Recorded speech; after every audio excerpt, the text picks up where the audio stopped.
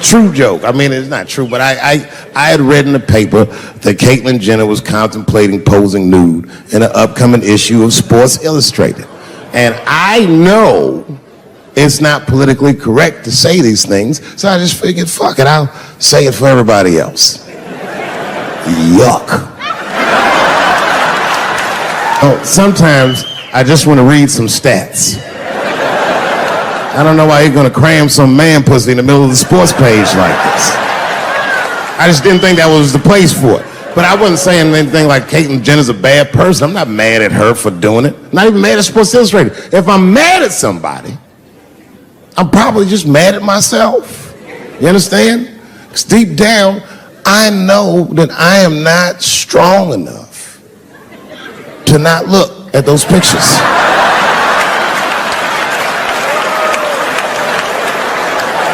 And I don't think I'm ready to see what she's trying to show me. So Caitlyn, goddamn it, if you go through with this thing, bitch, you better go hard or go home. I want you to go all the way. Hustler style. Do you know what hustler style means, miss? That means spread the lips.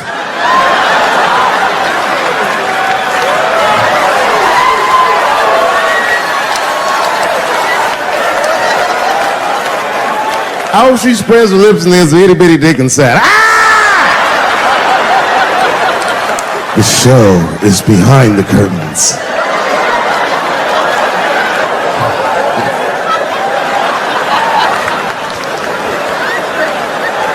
I don't know what I said that upset that person. But I'm gonna tell you something. When I read that letter, and the moments after I read it, I did something that many black men in America do not have the time or the money to do. I thought about how I felt.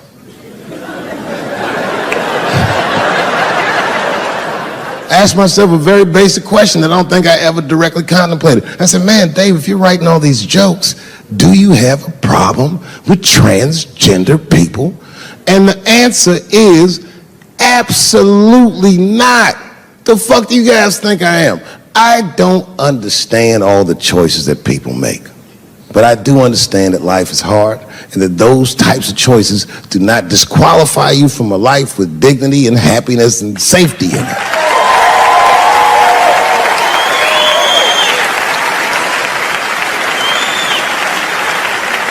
Smoking ritual. We need to celebrate, nigga. I thought you were dead. And he set it up. It was beautiful. It was just like I dreamed. We was all sitting around. Them Indians was beating the drum. Some other Indians came out the back with a long blanket that was folded in half and put it in front of us. Opened that shit up, and on the blanket was a long wooden pipe with feathers. And bags of weed were all over the blanket. Chief walked over.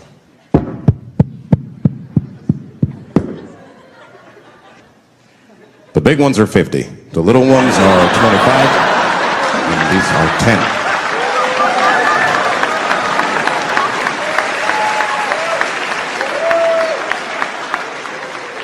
10. Me and those Indians got high as shit.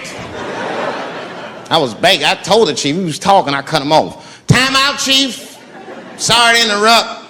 Fucking smashed, man. The weed's too strong. I'm itching. This is PCP. The spirits have got me. Chief, the spirits have got me. And the chief threw some water in my face. Calm down, blackface. Splash. I said, hey, it's black feet, motherfucker. Take it easy.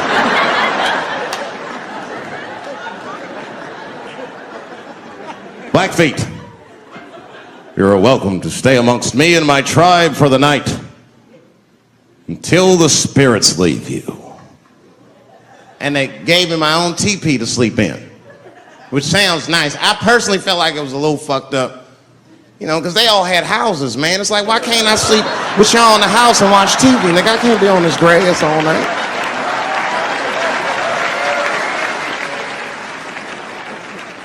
Yeah, Indians is rude, man. Everybody's rude. Indians, they eat nasty food. All they ate was corn and shit. Doritos, I think they call it. That's right. People only see the surface. They see the division in our foods. It's because I eat chicken and watermelon. They think that that's something wrong with me. Let me tell you something. If you don't like chicken or watermelon, something's wrong with you, motherfucker. There's something wrong with you. Where are all these people that don't like chicken and watermelon? I'm sick of hearing about how bad it is. It's great.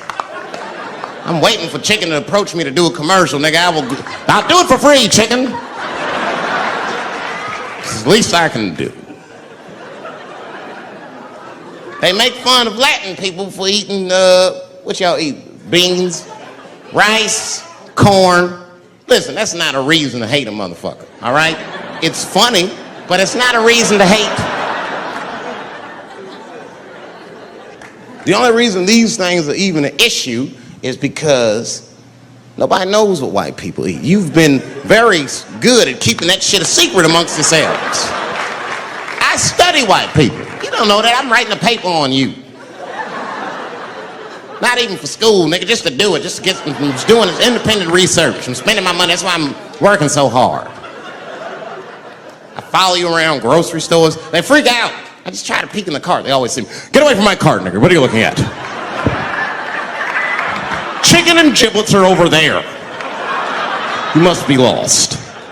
These are vegetables.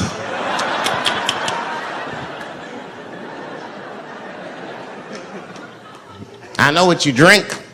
See how quiet I got? Grape juice. Surprise, motherfuckers, you didn't know I knew about grape juice, did you? Oh, don't play dumb with me. Looking, what is it? A lot of black people don't have the privilege of knowing about grape juice because they have grape drink. It's not the same formula that you get. Ain't no vitamins in that shit. You might have one of your black friends over, Todd, would you care for a glass of grape juice? What? Nigga, what the fuck is juice? I want some grape drink, baby. It's purple. I don't think I know what a grape drink is. What? I have some apple juice if you want. What the fuck is juice? I want some apple drink. Scream.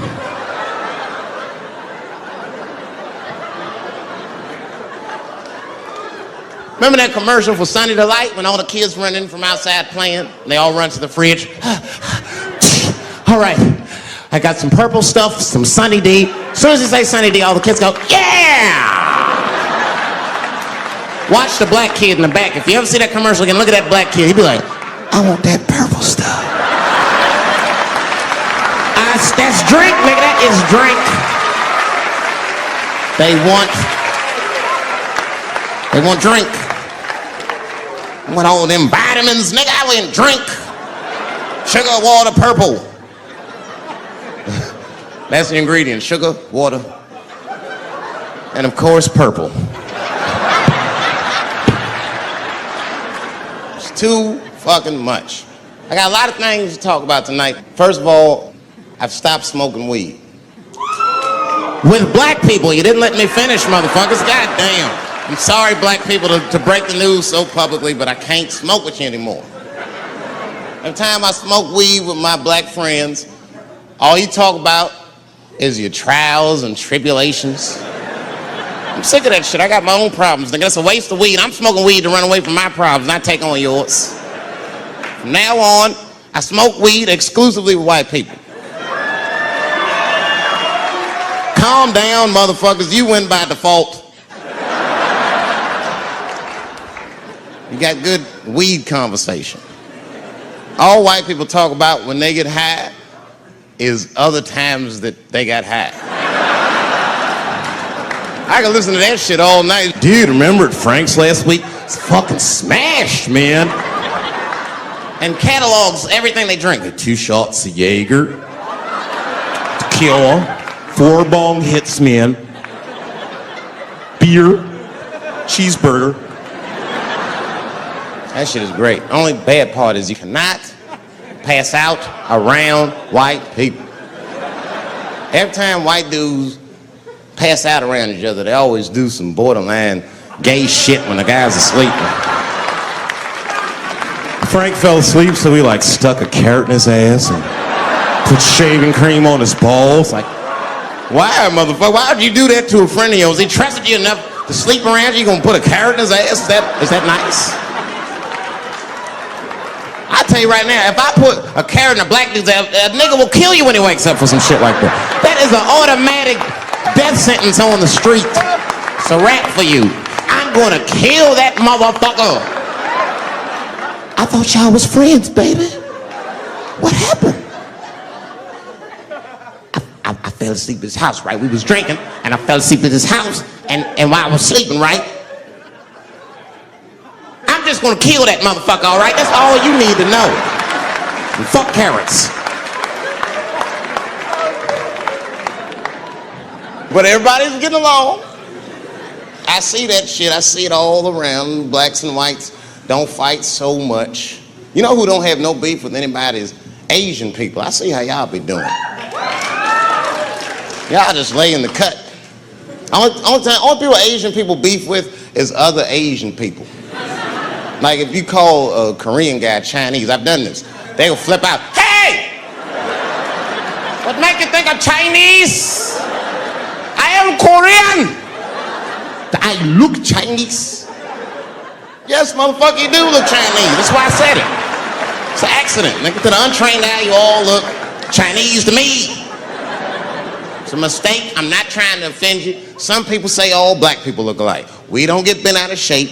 We normally just call those people police. Okay? Just learn to live with it. That's all I can tell you. Everybody's afraid of police now. I'm scared to death of these police.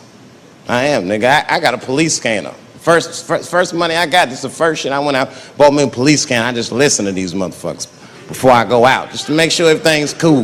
You hear shit on it. Calling all cars, be on the lookout for a black male between 4'7" and 6'8". Staying in the crib tonight, fuck that. Gotta work on that alibi for a minute. Every black person needs an alibi.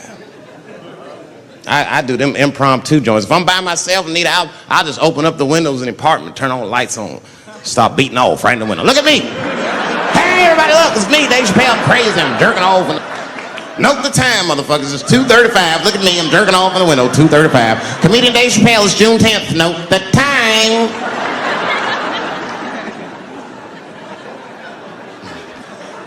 That shit could save my life.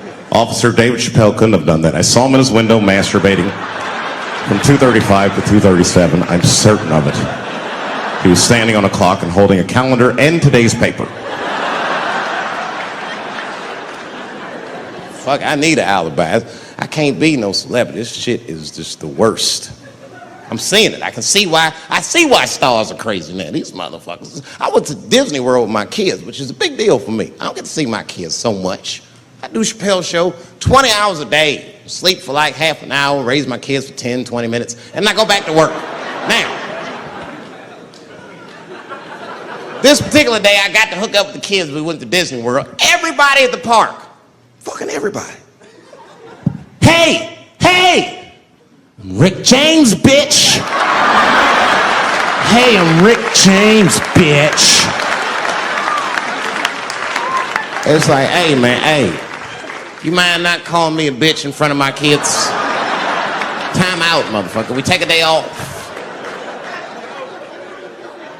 Even Mickey Mouse did it. I said, this is the most unprofessional shit I have ever seen in my life. Rick James, bitch. Oh, I was fed up. I caught that motherfucker with an uppercut. Bop! Knocked his head clean off. Everybody was screaming. Oh my God, oh my God. Mickey Mouse is Mexican.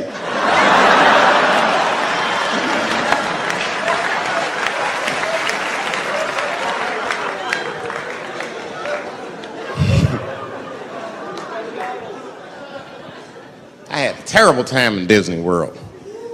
Disney World is like a whole nother country anyway. They got their own currency. That shit is ridiculous. As soon as I check in the hotels, welcome to Disney World, Mr. Chappelle. Can we interest you in some Disney dollars? Nah, man, I'm cool. You can't buy weed and pussy with Disney dollars, nigga. I'm on vacation. I like them greenbacks.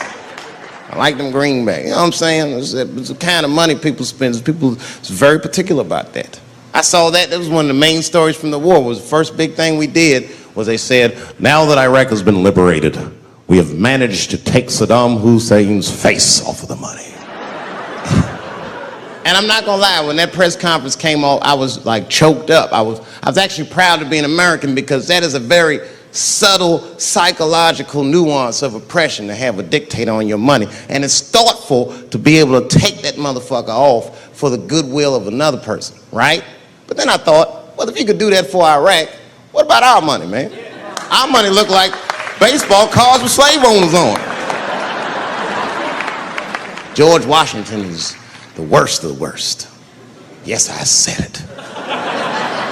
You mythologize this motherfucker like he was the greatest dude, man. If I went back in time with a white person and we saw George Washington walking in front of our time machine, my white friend would probably be like, oh my God, Dave, look, there's George Washington. It's the father of this great nation.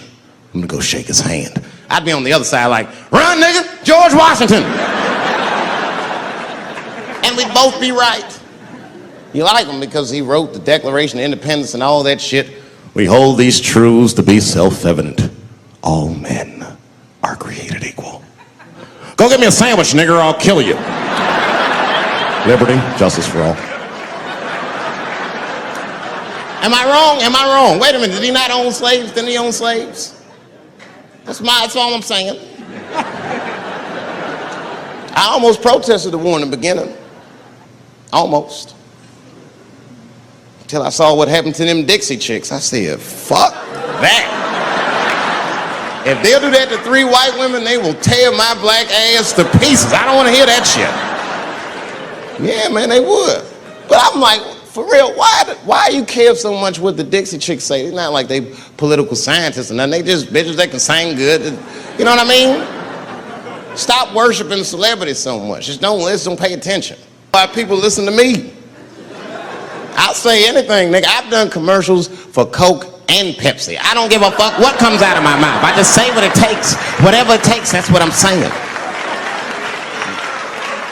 If you want to know the truth, can't even taste the difference. Surprise! All I know was Pepsi paid me most recently, so tastes better.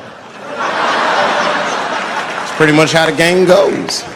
I'm just being real, man. There's too much goo-gagging over celebrities. People don't know what's fake and what's real anymore. That's why Bill Cosby got in trouble. Look what happened to Bill Cosby. Bill Cosby said some real shit and the whole world freaked out on him. For what? For having an opinion? Just because he was selling pudding pops for the last 40 years, people forget that he's a nigga from Philly in the projects, and he might say some real shit from time to time. It's not that big of a deal. I spoke at my old high school and I told them, I just hope they listened.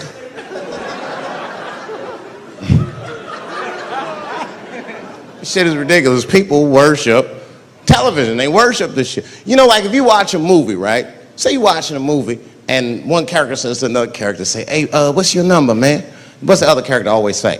555, 5555. You know why we gotta do that? Because stupid ass people go to the movies and then go home and try to call the characters that they just saw. Hello, is Indiana Jones here? No, motherfucker, he's fake. It's not his number. And to be honest, this is the worst time in history to be a black celebrity. Fuck, they locking all our stars up. It's hot right now for black celebrities. I knew it was bad when Kobe got in trouble. I said, this is a wrap for us. He's one of the most wholesome dudes we had.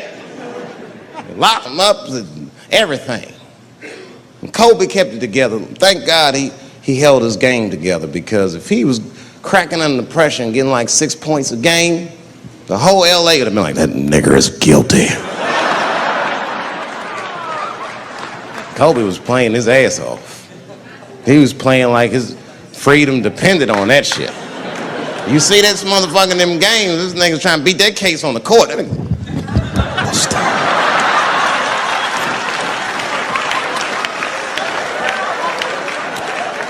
Like the judge threw him the ball, like, play for your freedom.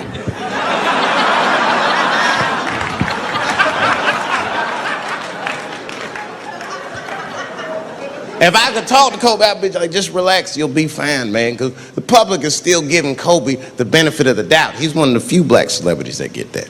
Not because he's a celebrity, more because, you know, the girl showed up with 8 different semens to the investigation. You can't do that. That's 7 too many. That's a lot of semen, man. This bitch got Noah's Ark in her panties. Like, what, you trying to recreate humanity or something? She's a collector. She got every unsolved mystery. The answer might be in this girl's paint. That's the first place I look. OJ's other glove is in there.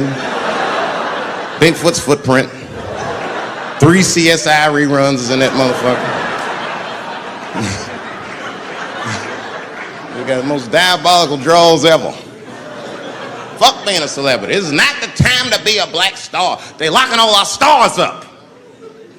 Black celebrities, this is a witch hunt for us, man. God damn it. It's all OJ's fault. Ever since OJ got away, white people have just been locking up our stars one by one. It's true. And it's not even OJ's fault. It's our fault. We celebrated too openly when OJ got acquitted. We should have been quiet about that shit. As soon as it's not guilty, niggas just damn. Oh, in your face, nigga, in your face. Hurts, don't it? It hurts. Burns, doesn't it, nigga? Ooh, that justice system burns, doesn't it? Welcome to my world, motherfucker, all that shit. White people wanted OJ's ass bad. City of LA spent over $12 million just trying that motherfucker. And the look on white people's face when he was acquitted, priceless. Priceless.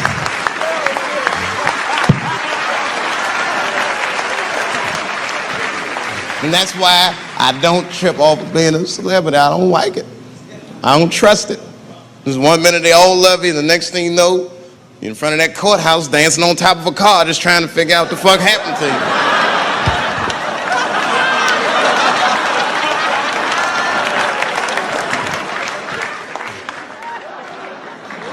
That's what I'm waiting for, because the timing of this Michael Jackson shit is what makes me doubt it. Every time this war is going out of control, or the economy gets bad, or something is wrong with the world at large, it's always these moments in history that Michael Jackson will coincidentally jerk off a kid. This is getting a little ridiculous. Like, are you planning this shit? Do you have meetings? Michael, thank you for coming. As you know, Michael, the war has not been going as well as we expected. There's been a lot of hiccups, and the public is asking us a lot of questions, of course. And, well, Michael, there's no nice way to say this, and all I know how to do is be direct, so let me just be direct. We're going to need you to jerk off another child, Mike. I'm sorry. I am sorry. But it would really help out. Or maybe he did it. Who knows? Who knows? That's the thing. That's what I wanted to say. Who knows? Who the fuck knows? Mike, God, and this little boy know. That's about it. That's about it. The only reason that I can even talk about this shit is because everybody is speculating. They all think he did it. And I don't think he did it. I'm alone in this. I don't think he did it. I'm not going to say I don't think he did it. That's too strong.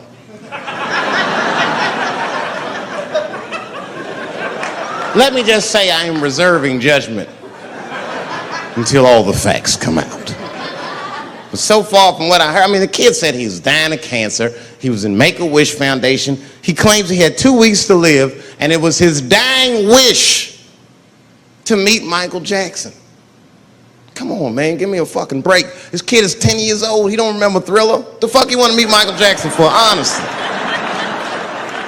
I remember Thriller, and I just like kind of want to meet this nigga. Like, I wouldn't break an appointment to meet him. I'll put it that way. I'd have to already be free. That's ridiculous. It's like if I'm dying in 2 weeks and go, oh, mama, get me in a room with Chubby Chuckle. I wouldn't want to meet that motherfucker. My last 2 weeks. Why not Usher or somebody like this? So then the kid claims he goes to Michael's house. This is where it all gets crazy. I don't, like, you know, he does everything you'd expect at Michael's house. They climbed trees and rode roller coasters and Ferris wheels. The chef made cookies, pies, and cakes. They was petting the monkey and the giraffe, sang songs, kid shit. And in the middle of all this childlike activity, for some reason, Mike pulled out some wine and some pills and sucked this kid's dick. Folks, it hurts me to say it. And the kid had the nerve to call that abuse. Motherfucker, that is a good host. God damn, what else do you want? What else do you want? I'm lucky to get a glass of grape drink at my friend's house. Let alone a roller coaster ride and my dick sucked. Mike must be confused, like I brought you in my house, I fed you, I sucked your dick, and this is how you repay me, motherfuckers? This was your wish, not mine. Thought you were dying in 2 weeks. What happened to that, motherfucker? I've been in court for a year and a half. You get stronger every time I see you.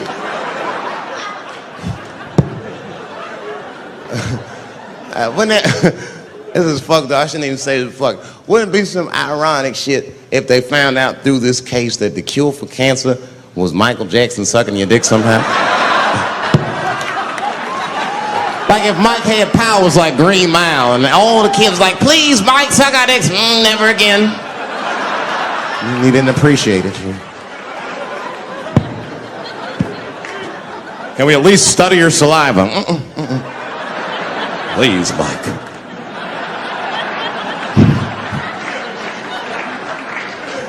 It just doesn't stop, though. It just doesn't stop. And the only reason I can talk about Mike is because he's a freak. He is a freak. That's why people let you talk about him. Because if I brought up Catholic priest fucking kids, it'd get quiet as shit. But when Michael Jackson does it, it's okay because he's a freak. His face is all cut up. But just remember, when you look at that thing that he calls his face, that he did that for you somehow.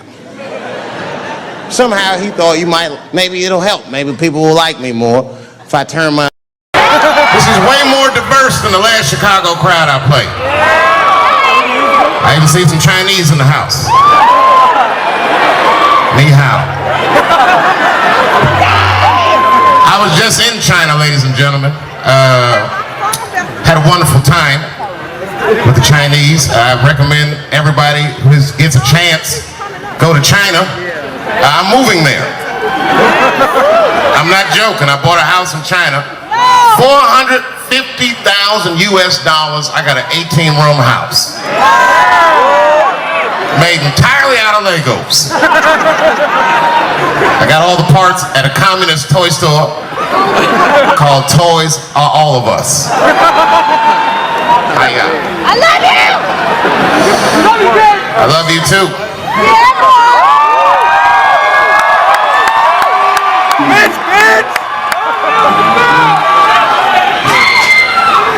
That wasn't me. You know, it's good to be back here. I haven't been back in a long time. I didn't realize it was already November in this motherfucker. It's freezing outside. Shit feel like a football game out here. You know, but it's all good. Tonight is going to be a night that will be remembered for years to come. I'm honored to be here in this time of stress and turmoil. Nigga, are you smoking Newports? A guy in the audience just asked if I was smoking Newports. Sticking to the important question, sir, I don't fuck with Newports. I don't smoke anything that advertises target black people for. My nigga! That's probably where the poison is. I smoke Virginia Slims. Nobody heard that, white woman. And I too have come a long way. You rich, bitch! I'm not rich. I was almost rich. It's a sad story. I don't know if you ever heard about me. I'm Dave Chappelle. But I did all right. I did all right. You know when you know you're rich? When you go to a party and there's at least one transvestite there. That means you're doing really well for yourself. As a matter of fact, I was at a party and the transvestite at the party looked bad, like he was gonna pass out or something. And I asked his friends, I go, hey, is he all right? And they got mad at me. They looked over and like, she is fine. Word, is that what that is? Listen, I respect people and I believe they can be whatever they want to be, but I'm not changing my pronoun game for you. You know what I mean? It's a man. I mean, to what degree do I have to participate in that shit? That's like if I throw an Argyle sweater on, I'm like, hey everybody, I feel like a white guy now. Someone didn't want to call me white. Shit's not gonna work. Maybe we should do that as a movement. Every black person in America should all start rocking Argyle all the time. That ought to fix it. Well, I'll be here all night. It's good to be back here. I haven't been back in a long time. I didn't realize it was already November in this motherfucker. It's freezing outside. Should feel like a football game out here. You know, but it's all good. Tonight is going to be a night that will be remembered for years to come. I'm honored to be here in this time of stress and turmoil. A guy in the audience just asked if I was smoking Newports. Sticking to the important question, sir, I don't fuck with Newports. I don't smoke anything that advertises target black people for. That's probably where the poison is. I smoke Virginia Slims. Nobody heard that white woman. And I too have come a long way. I'm not rich. I was almost rich. It's a sad story. I don't know if you ever heard about me. I'm Dave Chappelle. I was almost rich, bitch. But I did all right. I did all right. You know when you know you're rich? When you go to a party and there's at least one transvestite there. That means you're doing really well for yourself. As a matter of fact, I was at a party and the transvestite at the party looked bad, like he was gonna pass out or something. And I asked his friends, I go, hey, is he all right? And they got mad at me. They looked over like, she is fine. Word, is that what that is? Listen, I respect people and I believe they can be whatever they wanna be, but I'm not changing my pronoun game for you. You know what I mean? It's a man. I mean, to what degree do I have to participate in that shit? That's like if I throw an Argyle sweater on, I'm like, hey everybody, I feel like a white guy now. Someone didn't want to call me white. Shit's not gonna work. Maybe we should do that as a movement. Every black person in America should all start rocking Argyle all the time. That ought to fix it. Well, I'll be here all night.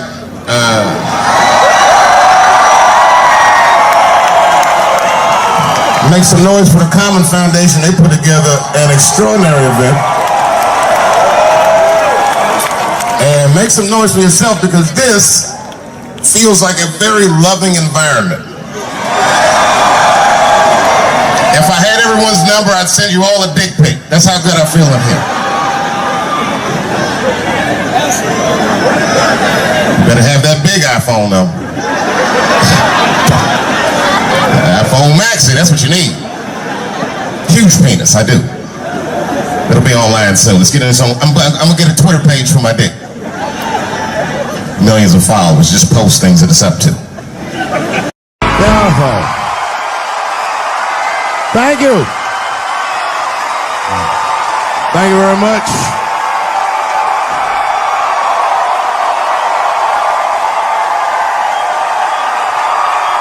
Thank you. What's going on? Good to see everybody out here tonight. Thank you. Hey, have a seat. Everybody be comfortable and relax. Oh my gosh, good to be back in Austin, Texas. It's good to know that plaid is back in. Most of the dudes I meet around these parts are dressed like a dyke in New York, so I'm glad to see that.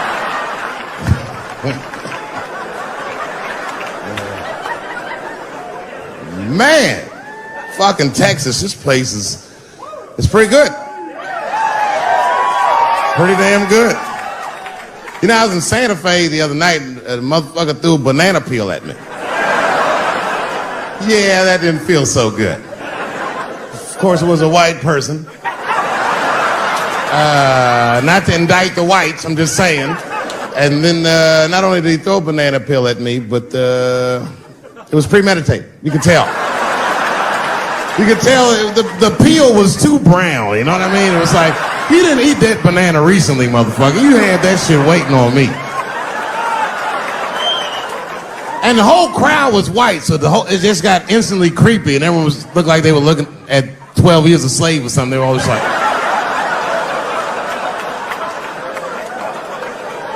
who the fuck does that? And then they arrested the guy, which was... I said, someone's gonna fuck you in the butt in the holding cell. You know that, right? Can't just be throwing banana peels at Dave Chappelle. They're not gonna let you get away with this.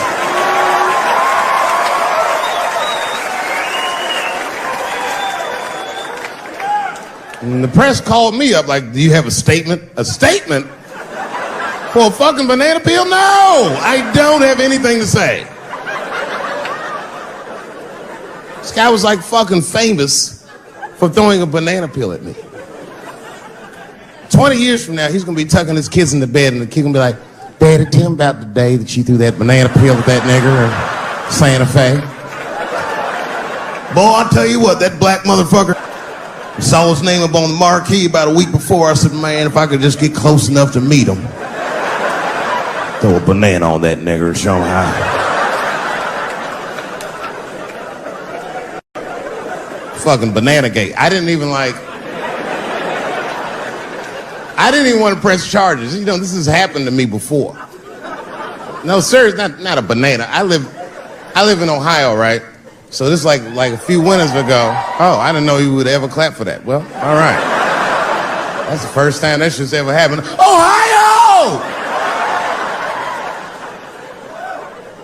Anyway, I live amongst the whites. Small town in Ohio. And it was wintertime, and it had snowed recently, so there were huge snowdrifts on the street. I was walking with my sister. Now, my sister was dressed in all Muslim garb, as were her children. And I was dressed as Dave Chappelle. And we were walking and just talking about something, and a car sped around the corner, and the window came down, and somebody threw a snowball and hit me right in my shoulder. I didn't know what was going on. Why was this happening? Because I'm black, because she's Muslim, because I'm Dave Chappelle. I couldn't tell. But again, I knew it was premeditated. Because who the fuck has a snowball in a warm car? Way through, lady. Because he went around the corner and got stopped at the red light. He was caught in the traffic. So then I ran out into the street and I just tapped on his window. Hey, my man, can I just talk to you guys for a second? Come on out for a second. I just want to talk to you. There's 4 young white dudes in the car. They're like, just chill, bro. I said, relax. I just want to talk. Now, this is an old black trick. Really, I didn't want to talk. I was going to fuck them up. So, if you're ever caught in traffic and a black guy starts saying he just want to talk to you, don't open the door, nigga. And even if he's me, smiling at you. And they were like, chill, bro, just chill. And then the one guy in the back seat, I don't know what, he was just cockier than his friends. He was like, fuck it, man. I'll get out the car. And I started yanking on his door. Let me help you, motherfucker. Let me just help you out. And I didn't notice his window was down. And he threw a snowball that shit hit me right in my chest. Pow. He said, fuck you, you fucking nigger. And then the light turned green and they sped off. And I smiled from ear to ear. I looked at my sister and she said, I got the plates. And I was happy as shit because throwing a snowball at a motherfucker is a misdemeanor assault. But if you call me now, and me and my sister start dancing, we gonna send this motherfucker to jail. Now I didn't notice it, but while I was yelling at him, a crowd of all white people had formed because it was an all white town. And I was like, uh-oh, I thought I was gonna get jumped. And one of them white guys stepped out and was like, I didn't like that at all. This is not what this town represents. I don't want this goddamn stuff in my vicinity. And another white guy was like, yeah, I didn't like it either. And then an old white guy stepped out of the crowd and said, young man, if you're going to fill out a police report, I would like to come with you and do the same. I said, you guys would do that for me? And the whole crowd said, hooray! I said, come on, y'all. I look like Malcolm X going to see Brother Johnson with a trail of white people.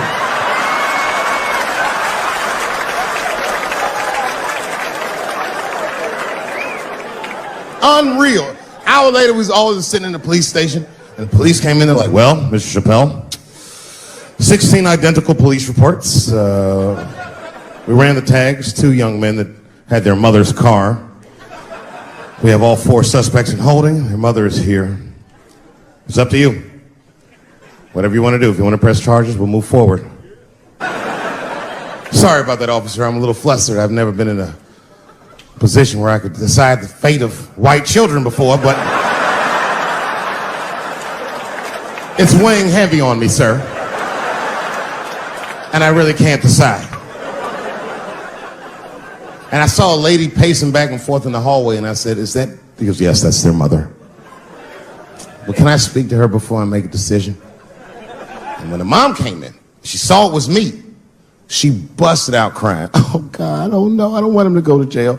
I am so sorry. I didn't raise him to do this. We love your comedy. We love you at the house." I said, "Miss, please, just, all right, look, I don't necessarily want your son to go to jail either. But what he did was pretty fucked up. So, is there something we can do short of jail just to let him know that he's wrong?" She goes, "Oh, I don't know. What did you have in mind?" "Miss, I've never been in this position before." "Oh, you know what we could do? I don't know, I'm asking too much, but maybe if you could just suck my dick a little bit. Just a little bit. I'm not gonna finish. I just want you to do it enough so that I can tell him you did it." I'm kidding. I wouldn't do that to anybody's mother. Maybe my kid's mom, but that's it.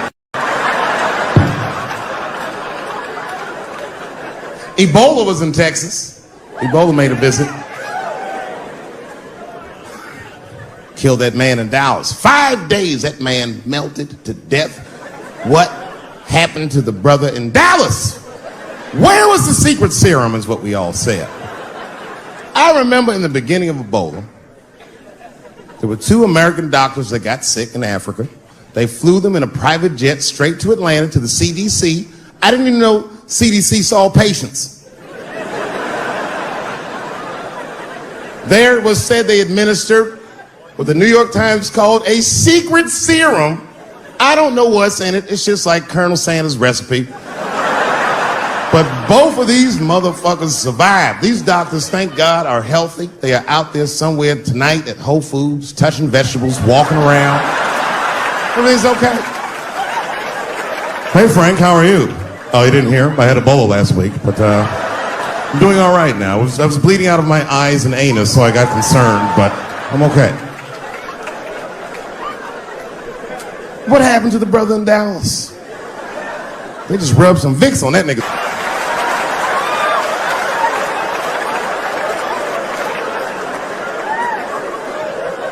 I knew he wasn't gonna make it. I already knew. Sad. I saw in the New York Times, they said Ebola is the new AIDS. Whew. Isn't that something? Here I am thinking that old AIDS was working just fine. And they already have a new AIDS out. Isn't that amazing how they do that? Isn't it weird how there's a disease that just starts in 1980 and it doesn't kill anybody but niggas, fags, and junkies? Isn't that a fucking amazing coincidence that this disease hates everybody that old white people hate?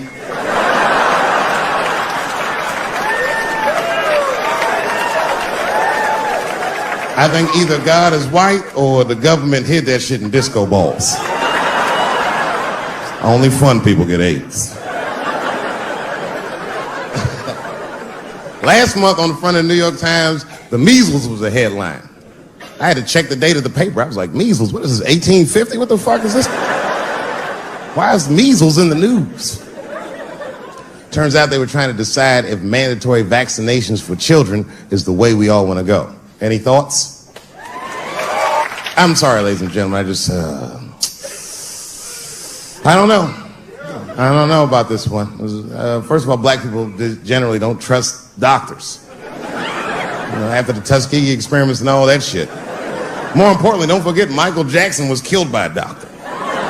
Granted, he was doing drugs, but if I was a heroin addict and I had a licensed physician injecting heroin in me, I should survive that. I'd just be looking like, oh, I'm good, right? I'm good. It's not too much, is it? Dr. Butterfingers killed Michael Jackson. After that, I was like, fuck going to the doctor. The fuck am I getting my kids vaccinated for an old ass disease like measles? This is ridiculous. You might as well give them a diarrhea shot if you're so worried. Diarrhea has a bigger body count than the measles do.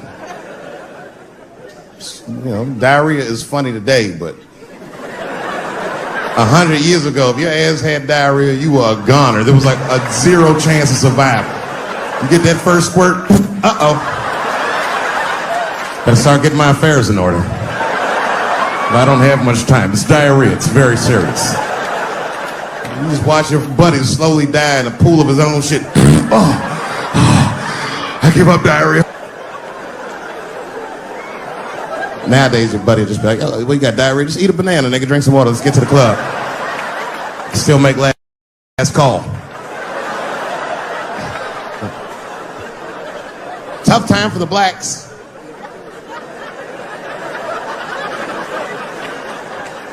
These are not good times for the blacks. I don't know if you know what I'm talking about, right? Police are killing us again. It's a very unfortunate set of circumstances because we were doing very well. You know, America has a racial hot seat. I think we can all agree that that's the truth. And we can also agree that that hot seat is traditionally occupied by African Americans in general, African American men in particular. Although I can see that in recent years, that seat has been occupied by Mexicans, and I dare say Arabs. And we, the black Americans, would like to thank you both for your sacrifice and your struggle. We needed a break. We needed a goddamn break. We all go through something, but at least I can leave my backpack someplace. If you Arab and forget your backpack, you got about 20 minutes before they send that robot to blow your shit up. Fuhad. Now ISIS is #1 on the terrorist charts. And ISIS is fucking scary. Because if ISIS catches you, they're going to cut your head off. That's what they do. I've seen them do it on YouTube. It was fucking awful. He looked right in the camera and say, Obama, I am back. I saw that shit. I said, oh my God. Don't like.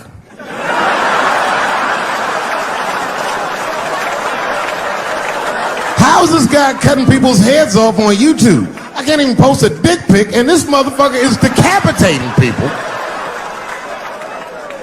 I'm gonna have to change my settings. You know, everyone has it hard, but I think harder than black people and harder than Arabs and harder than Mexicans, you know who has it the worst? Fat black people.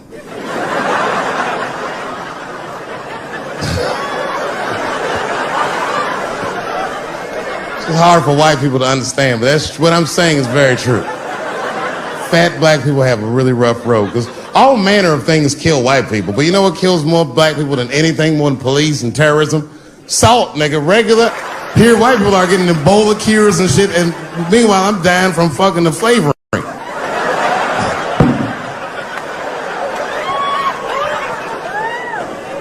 Look, honestly, I'll stop talking about it. Let me say this, though. Let me just say this. Can we all just say that we've seen it coming? Were you surprised? It's like when that guy threw that banana at me. Do you think I was surprised? Hell no. I've been in show business 30 years. I was expecting this banana. I knew one of these nights, it's like somebody gonna throw a banana at me one of these nights, niggas. Because that's how it starts, with the name calling. Like that Paula Deen. Remember Paula Deen got fired from the Food Network? If you know anything about show business, it is really hard to get fired from the fucking Food Network. And they dropped that bitch like a hot potato. All because she called somebody an N-word 30 years before she had a show. I don't know who she said it to, but whoever it was just looking at her like, I'm gonna get you for this bitch. That shit came back 30 years later like a Bill Cosby rape and sunk a battleship.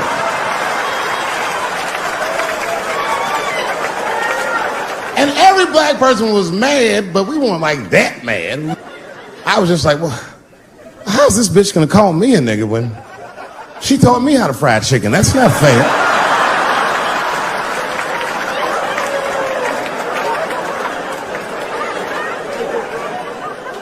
I think Donald Sterling shit was more serious. Remember Donald Sterling? He used to own the Clippers, and then he got caught on a secretly recorded tape saying some very unsavory things about African Americans. And there's a lesson in that for all of us. The lesson is, if you are old and white and racist in this great country, whatever you do, don't tell your black girlfriend about that shit, because that's who made the tape. She recorded all that shit, and the tape was terrible. He was like, stop bringing these black guys to my games. First, we're all confused, like, well, how the fuck are you gonna have a game without us? But it turned out that the black guy he was speaking of was none other than Magic Johnson, the billionaire. Unbelievable. Never even mentioned the fact that he had AIDS, which is... This guy must be really racist if AIDS is the footnote. Well, you gotta be careful, baby. He got the old Ebola.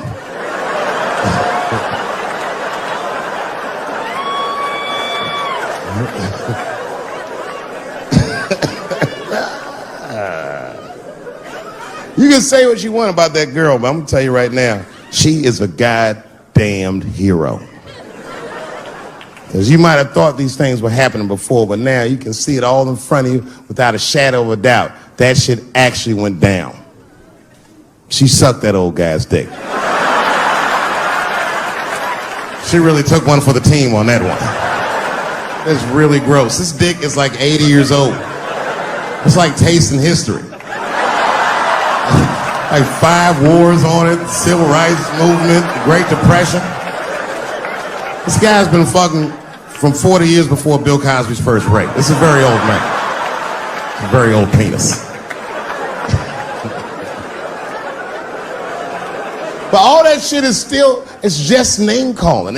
Like, name calling does not break the modern black man. That's not gonna do the trick. I don't give a fuck about that. Like, if I went to Kentucky Fried Chicken, Ku Klux Klan, hood on top of their head, what do you think I'm gonna do in this day and age? Run out Kentucky Fried Chicken? Not if I'm hungry. I'll go straight to the front. Hey, man, let me get a 2-piece. I don't give a fuck what he says. You want a biscuit with that, nigger? I thought it came with a biscuit. What's all this attitude? I want a 2-piece. Chop, chop. You know what it is. But I'm not going to be mad. Why would I be mad? He's the one that's got to work at Kentucky Fried Chicken, not me.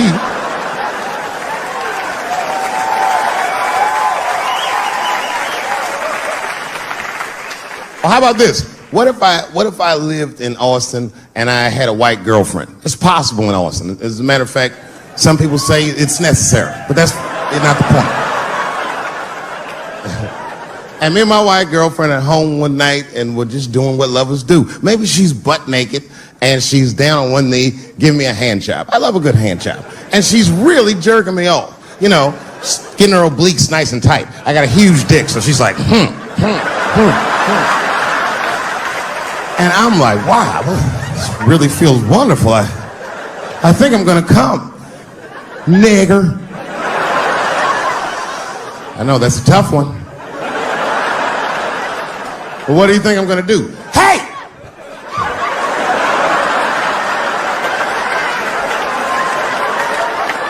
That's no time for integrity, ladies and gentlemen. I'm busting that nut in her face. I'll sort through the ethics later. But I'm what they call a man of his word. If I say I'm coming, oh, I'm coming. I don't give a fuck what happens. God forbid somebody could shoot me. If I say I'm coming, it's still like, oh.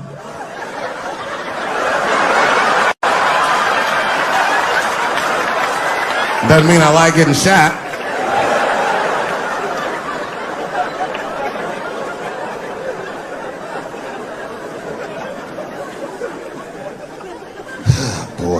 Yeah, tough time for the blacks.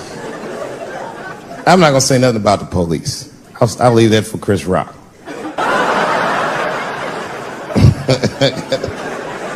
The other big sports story was fucking Ray Rice's tape. Anyone see that Ray Rice tape? I can't stop watching it.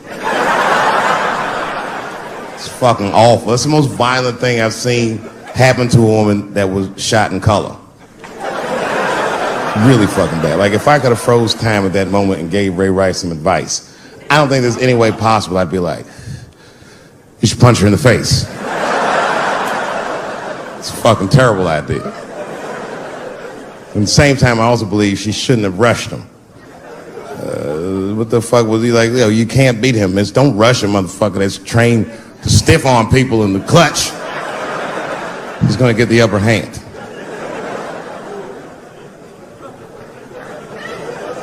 The only reason I bring him up is because, you know, he's about to play football again. You didn't know that? The NFL was told by a federal judge they had to reinstate Ray Rice because he was transparent with their investigation. He told them exactly what he did, and they can't just change your bit. That's like if I'm hanging out with my buddies and I'm like, hey guys, guess what I did last night? I fucked this big fat girl I met at the club. And they're all like, oh shit, Dave, that's crazy. And then they see a tape of me doing it, and they're like, we can't hang out with you anymore, Dave. That's not what this crew was all about. I'd be like, what? I told y'all what I did. What's really fucked up is the tape was made before they were married. Isn't that weird? I don't know why she'd do that. I don't even know why he would do that. As a guy, would you want to live with a woman that you had once punched in the face with all your strength? That's some very bold color purple type shit. Sealy, come out here and shave me.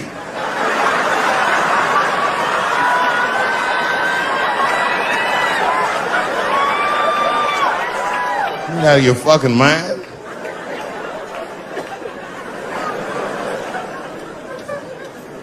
I had to ask an older friend of mine just to get some perspective. This older black dude. Actually, the fairest person I've ever met. And I asked him, I just said, hey man, I said, did you see that Ray Rice video? And instantly he was like, David, that shit was disgusting. I wonder what she said to him.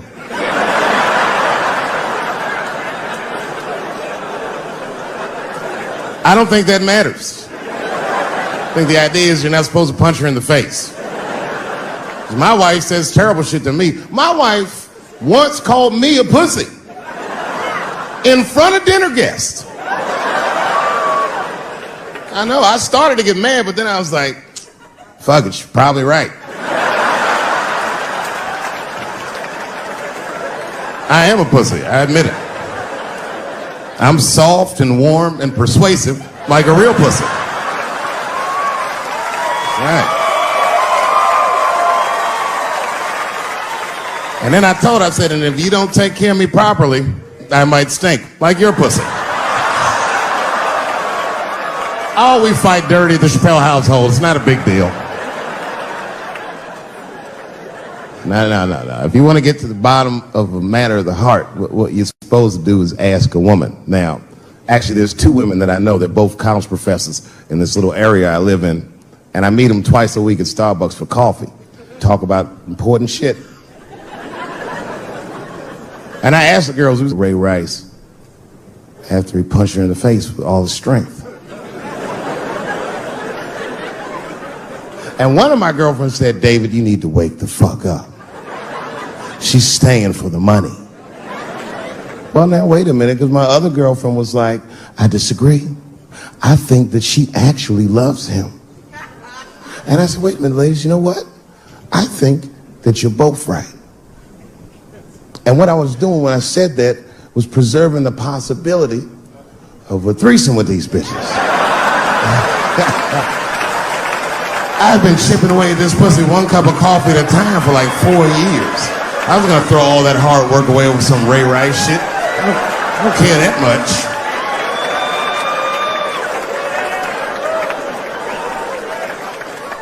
Just being real.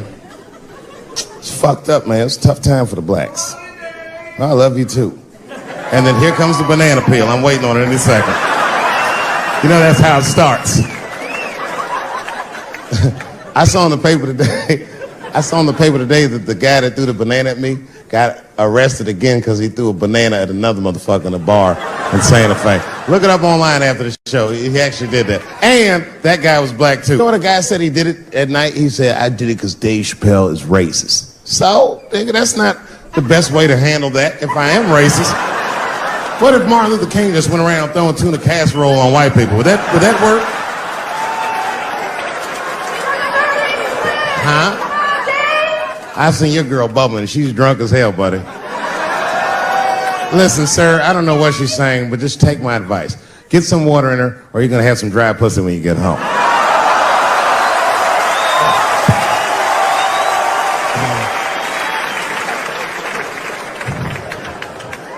His dick's going to be shaped the fuck up tomorrow. Santa Maria. Who got a cigarette in here? Anyone got a cigarette I can borrow?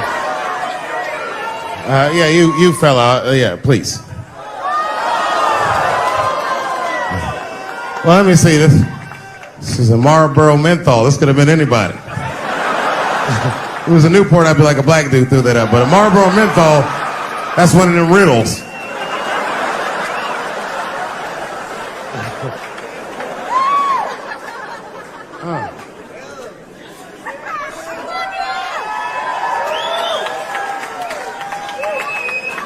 Is the word pussy offensive? All right, just checking. I asked that crowd when we was in Denver, I said, is the word people?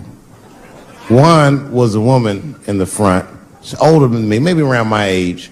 Definitely a feminist. You know what I mean? Short haircut, plaid shirt, you know what I'm saying? And she didn't say it offended her. What she said is she said, I'm uncomfortable with that word. And I was like, really? You? And then before I could ask her why, there was one other guy. He was in the balcony. Now, I don't think he was saying this to me, but he said this. Everybody heard him say it. He goes, it's delicious.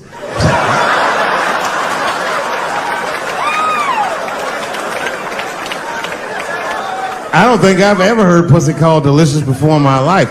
Now, this is not to say that it's bad, but it's definitely an acquired taste. I don't think any of us tasted pussy our first time like, it's good. It needs something.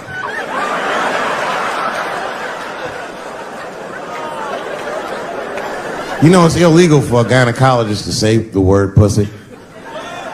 They can only say vagina, or they can name individual parts medically, but they can never say shorthand, even if the gynecologist is a woman. I feel like if it was a woman.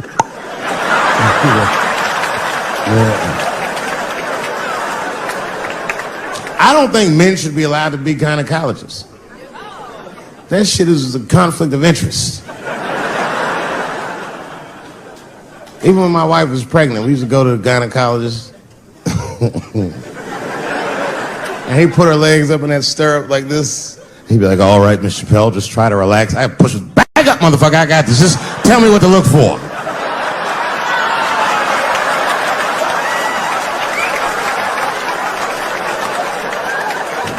One of those home-style checkups. There's too many ethical questions when men do that. Like, can a gynecologist lose their license for smelling their fingers during an exam? Is that illegal? How could they not? These are men. It's like if you have a good barbecue, you don't even think about it. You just...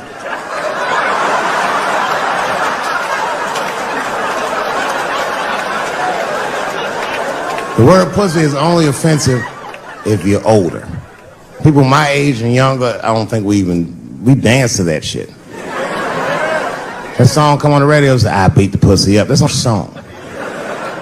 It's like nothing like a love song. There's no tracks of his tears, no midnight trains to Georgia. This man simply beats the pussy up. Unbelievable. You don't even know if he's having sex with these women. They might just pull their pants down. He'd be like, "Bah! G-Unit."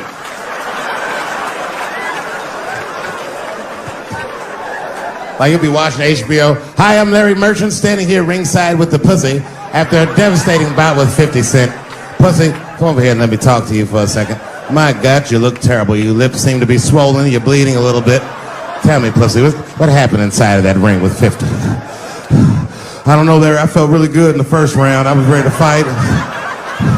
It's warm and moist, and I don't know. It just hit me from angles I wasn't expecting. Front, left. The backside surprised me the most. Well, pussy, let's take a look at round 4. This is where it all went wrong for you. Here you come out of your corner, pussy. You fight really good. It looks like you got 50 with a right and a left, but then 50 slips your jab, and there, right there. You see that? He punches you right on that that little bean thing you have on the top of your head. I don't know what that is. But there's 50 just pounding away at that bean over and over, and that pussy gets rattled around like that. I don't think I was thinking anything, Larry. You know, I'm a real good defensive fighter. It's real hard to get to me. I've never been punched directly on my bean before. As a matter of fact, most fighters don't even know that bean exists. I guess he just hit me there and I lost control of my legs. I don't know what else to tell you.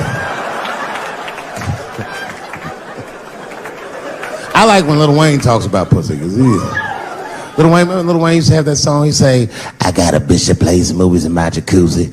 And then it goes like this. "Pussy juicy."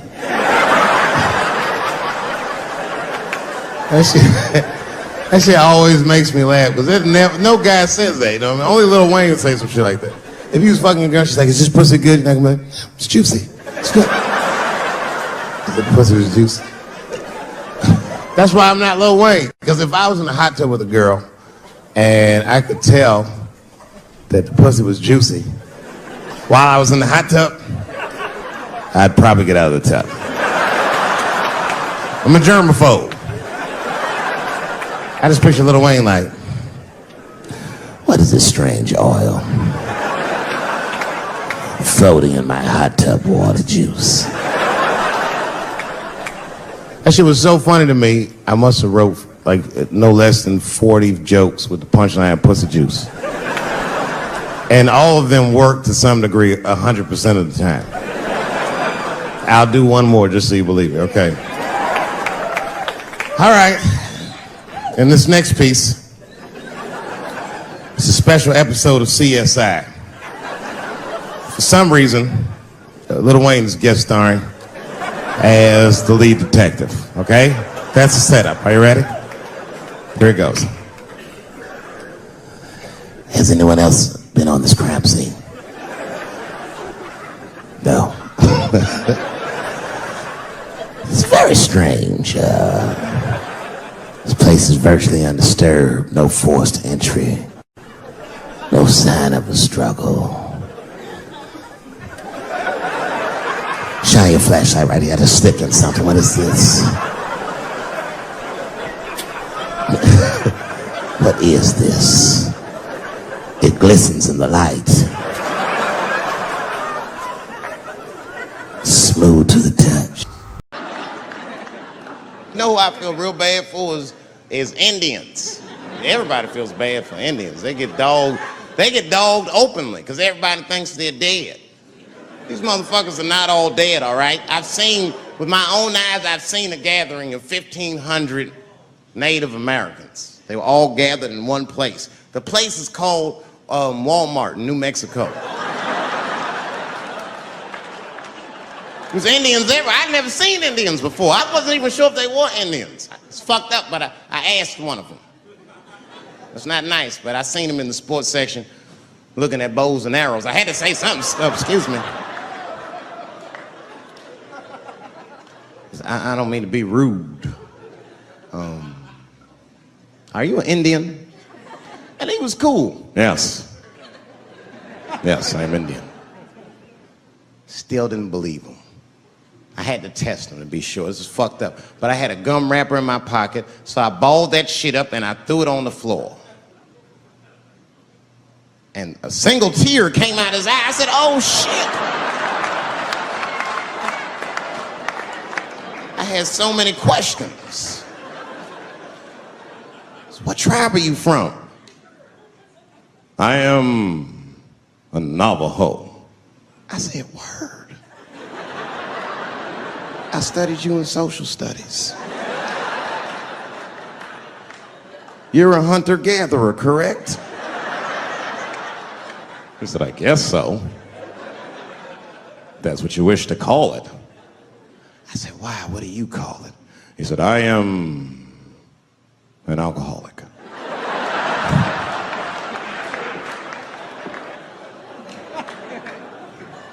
I said, well, what's your name, dog? He said, please. Dog is my cousin. That was a good guess. My name is Running Coyote. What is your name, friend? And that shit caught me off guard. I mean, I didn't want to say my name was Dave to a motherfucker named Running Coyote. This don't feel good enough. He just put me on the spot. I said, huh? My name, what? Oh, my name's Blackfeet. Then I changed the subject. Forget about me. What's going on with you? I want to meet your chief. Why don't me, you, and your chief and your friends get together tonight? We could have a real live peace pipe smoking ritual. We need to celebrate, nigga. I thought you were dead. And he set it up. It was beautiful. It was just like I dreamed. We was all sitting around. Them Indians was beating the drum. Some other Indians came out the back with a long blanket that was folded in half and put in front of us. Opened that shit up, and on the blanket was a long wooden pipe with feathers. And bags of weed were all over the blanket. Chief walked over.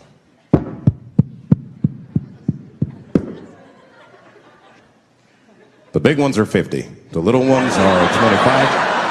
And these are 10.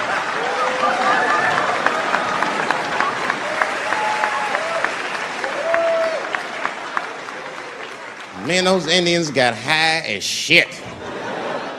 I was baked. I told the chief, he was talking, I cut him off. Time out, chief. Sorry to interrupt. Fucking smashed, man. The weed's too strong. I'm itching. This is PCP, nigga. The spirits have got me. Chief, the spirits have got me. And the chief threw some water in my face. Calm down, blackface. Splash! I said, hey, it's Blackfeet, motherfucker. Take it easy.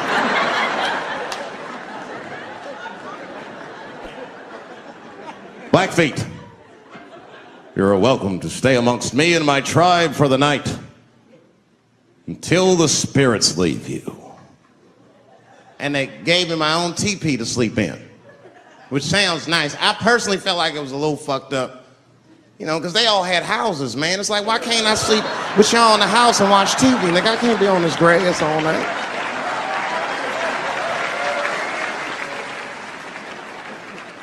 Yeah, Indians is rude, man. Everybody's rude. Indians, they eat nasty food. All they ate was corn and shit. Doritos, I think they call it. That's right. People only see the surface. They see the division in our foods. It's because I eat chicken and watermelon. They think that that's something wrong with me. Let me tell you something. If you don't like chicken or watermelon, something is wrong with you, motherfucker. There's something wrong with you. Where are all these people that don't like chicken and watermelon? I'm sick of hearing about how bad it is. It's great. I'm waiting for chicken to approach me to do a commercial, nigga. I'll do it for free, chicken. It's the least I can do. They make fun of Latin people for eating, what y'all eat? Beans, rice, corn. Listen, that's not a reason to hate a motherfucker, all right? It's funny, but it's not a reason to hate. The only reason these things are even an issue is because nobody knows what white people eat. You've been very good at keeping that shit a secret amongst yourselves. I study white people. You don't know that. I'm writing a paper on you. Not even for school, nigga, just to do it, just to get, I'm just doing this independent research. I'm spending my money, that's why I'm working so hard. I follow you around grocery stores, they freak out. I just try to peek in the cart, they always say, get away from my cart, nigga, what are you looking at? Chicken and giblets are over there. You must be lost. These are vegetables.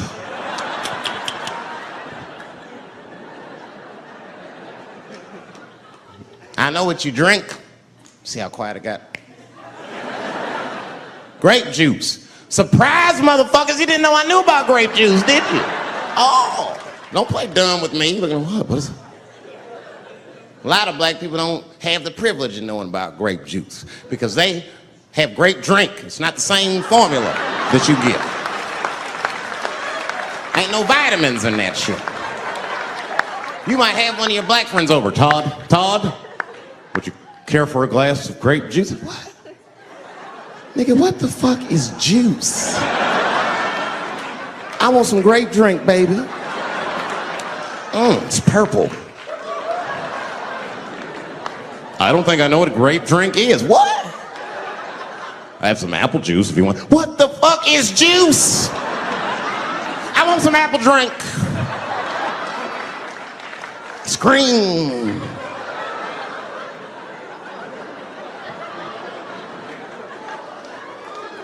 Remember that commercial for Sunny Delight when all the kids run in from outside playing and they all run to the fridge?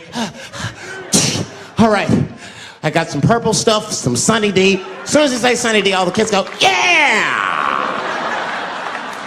Watch the black kid in the back. If you ever see that commercial again, look at that black kid. He'd be like, I want that purple stuff. That's drink, nigga, that is drink. They want drink. I want all them vitamins, nigga, I wouldn't drink. Sugar, water, purple. That's the ingredient, sugar, water, and of course, purple. It's too fucking much. I got a lot of things to talk about tonight. First of all, I've stopped smoking weed. With black people, you didn't let me finish, motherfuckers. God damn. I'm sorry, black people, to break the news so publicly, but I can't smoke with you anymore. Every time I smoke weed with my black friends, all you talk about is your trials and tribulations. I'm sick of that shit. I got my own problems. Nigga, that's a waste of weed. I'm smoking weed to run away from my problems, not take on yours. From now on, I smoke weed exclusively with white people. Calm down, motherfuckers. You win by default. You got good weed conversation.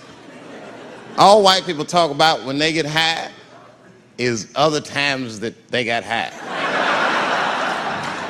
I can listen to that shit all night. Dude, remember at Frank's last week? It's fucking smashed, man.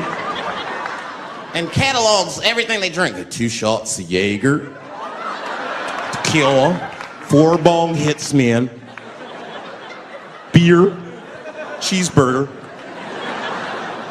That shit is great. Only bad part is you cannot pass out around white people. Every time white dudes pass out around each other, they always do some borderline gay shit when the guy's asleep. Frank fell asleep, so he like stuck a carrot in his ass and put shaving cream on his balls. Like, why, motherfucker? Why would you do that to a friend of yours? He trusted you enough to sleep around you. You gonna put a carrot in his ass? Is that nice? I tell you right now, if I put a carrot in a black dude's ass, a nigga will kill you when he wakes up for some shit like that. That is an automatic death sentence on the street. It's a rap for you. I'm gonna kill that motherfucker. I thought y'all was friends, baby. What happened? I fell asleep at his house, right? We was drinking, and I fell asleep at his house, and while I was sleeping, right? I'm just gonna kill that motherfucker, all right? That's all you need to know. And fuck carrots. You know what I said? That's all I said. First of all, I'll tell you right now what I said. And I will tell you that this was not a joke. It's a true story. And I just happened to tell it. All right, what happened was I went to a gallery party, all right? I don't know who in here has ever been rich before, but these are very nice parties. You know, wine and cheese and baller conversation. And there was a few eccentric types, one of which was a very wealthy man that happened to be wearing a dress. I don't know what you call him, man. This is a tranny or a drag queen, perhaps. Whatever it was, this is definitely a man. And this man was definitely on drugs. I don't know what kind of drugs he's on, but I knew he had too much. He didn't look good. It's like this, he's like, he looked sick. And all his friends were standing around him, concerned, trying to revive him. I don't know whether it looked like some kind of gay CPR. There was fanning and shit.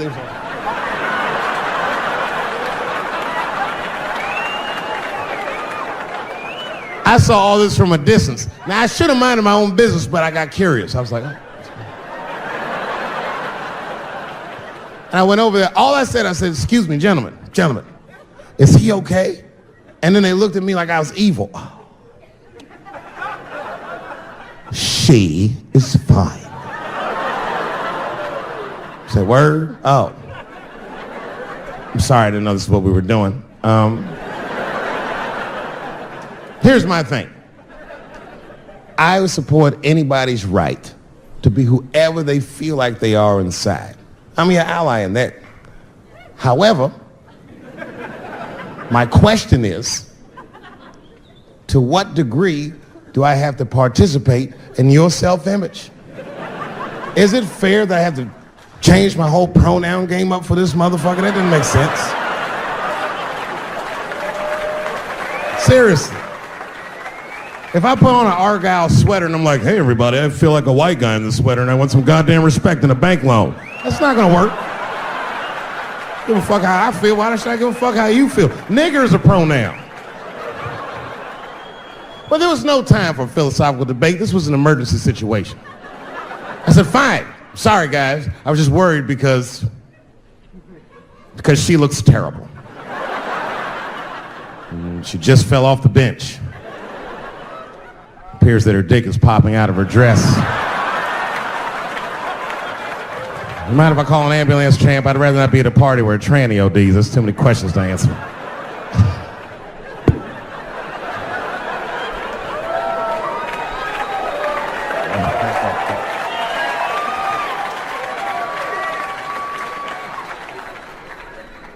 Okay, I've been through this before. I had a friend from high school. Now, in high school, this guy was a thug, right? He was a fucking dope boy. He did it all. He's a wild dude. People used to be very scared of him. And then after high school, word on the street was he'd come out the closet. I personally didn't believe it. I bring him up because last year, he calls me out of the blue like, yo, what's up, man? I got your number from so-and-so, and I heard you're going to be in New York doing a show. Could I get some tickets? I was like, fuck yeah, get some tickets, man. How you been? He said, well, we'll catch up at the show, man, but yo, I appreciate it. I'll see you soon. I said, all right, man, take care. And I was about to hang up, and I couldn't resist. I was just like, hey, nigga, I heard you was gay. What's going on with that?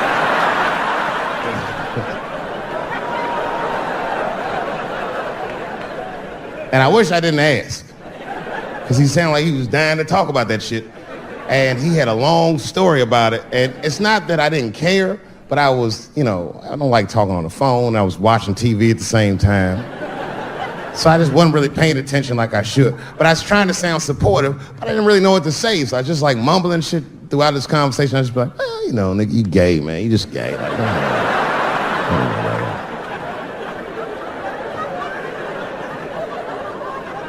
This went on for a while, and then finally I had to say something like definitive to get him off the phone. And I was like, hey, man, you know what? Don't let people get you down, all right? And the next time someone tries to make you feel bad about yourself, just remember, everybody fucks funny to somebody.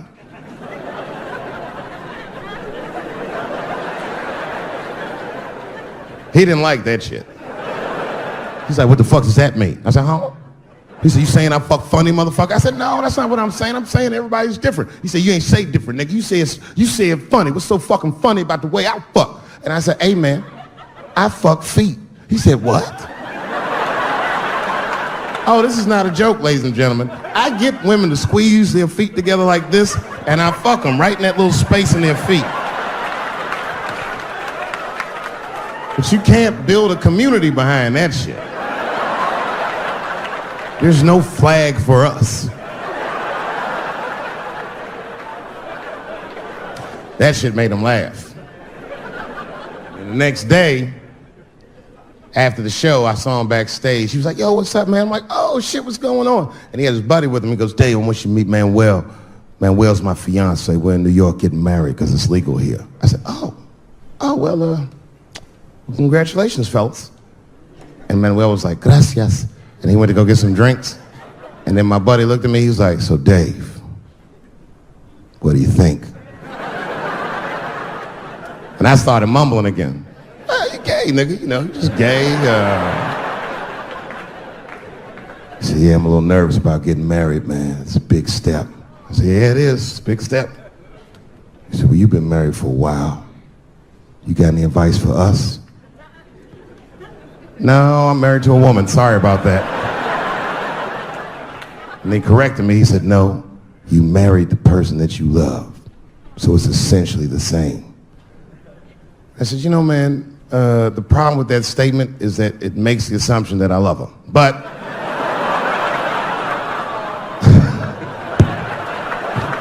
you guys lighten the fuck up. Of course I love my wife.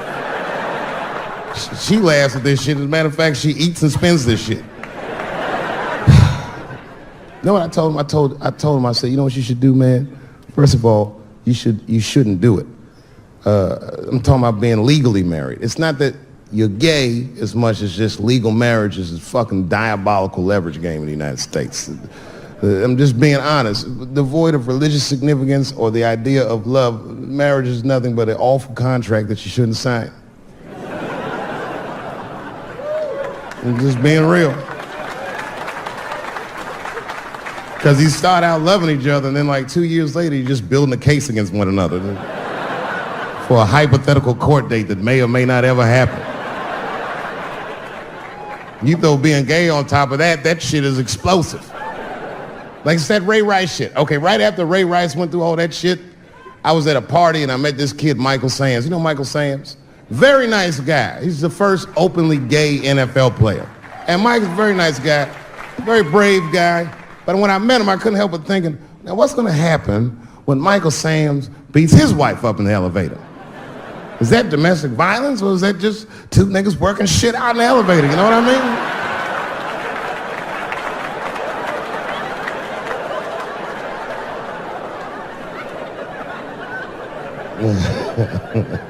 Anyway, I give all married men the same advice, gay or straight. Get a dog. This dog will love you all the time, but she's not going to. It's real talk. I didn't even know about dogs, and my kids got the dog. They brought him home from the shelter, and I didn't even want him. They were like, can we keep him? I said, nope. I said, where'd you even get this dog? They're like, we got him from the shelter. I was like, ugh. Probably something wrong with him. Can't keep him. And then my kids started crying and screaming like the dog had gambling debts. Please, Dad, if you don't let us keep him, they're gonna kill him. I was like, oh.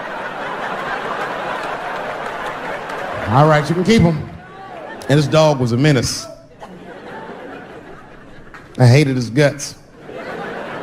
Then one night I'd smoked a bunch of weed and I was eating a sandwich and Baba came over. Baba's the dog. He came over and was staring at me. This will make you very uncomfortable if you're just looking at you usually.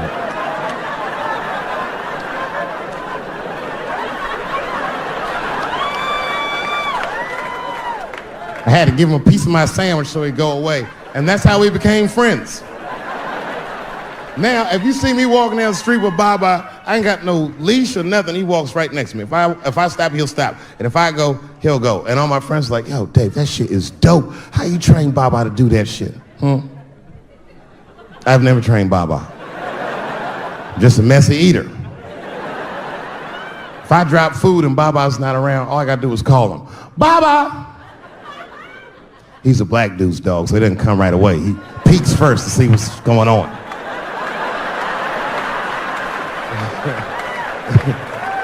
I gotta tap my foot so he can see the food. Over here, little buddy. And he's like, thanks, Dave. And he'll come get it and run off. I came back here where I started because I will shoot my final Netflix special tonight.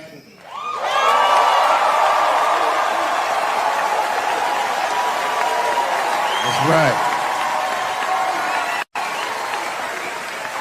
And after this shit, it's time to make America wait again. I've done too well. You know, if you black in show business and do too well, it's scary, nigga. Like, you gotta get the fuck out of the casino while the getting's good, while you're still winning. If you don't walk away from the table, well, that's how niggas get Kevin Harted. You already know. That's my man. I'm just saying, if he got a sex tape out, well, it's just a matter of time for me.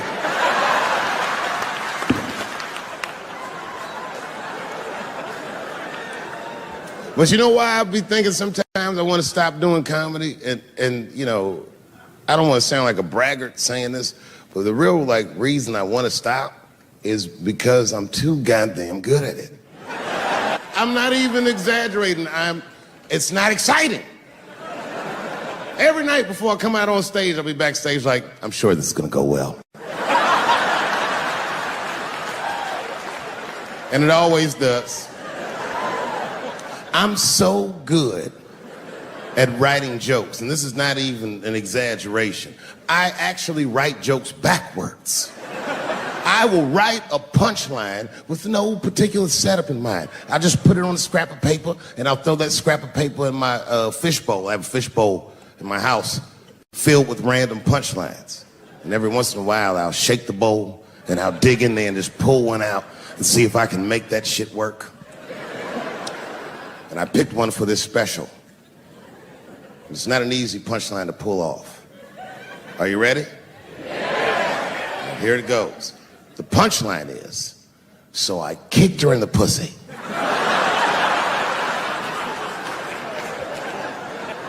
I haven't finished the joke yet. I just know whatever happens in the beginning of the joke, at the end of the joke, for some reason, I'm gonna kick somebody in the pussy. And it's going to be hilarious. And you know what's weird? I've always remembered a time when I wasn't. You know, when I was growing up, I was probably about 8 years old, and at the time, we were living in Silver Spring. Yeah. Yes. Common misconception about me in D.C. A lot of people think I'm from the hood. That's not true. But I never bothered to correct anybody because I wanted the streets to embrace me. As a matter of fact, I kept it up as a ruse. Like sometimes I'll hang out with rappers like Nas and them, and these motherfuckers will start talking about the projects. Yo, it was wild in the PJs, yo. And I'll be like, word, nigga, word. But I don't know. I have no idea. My parents did just well enough so that I could grow up poor around white people.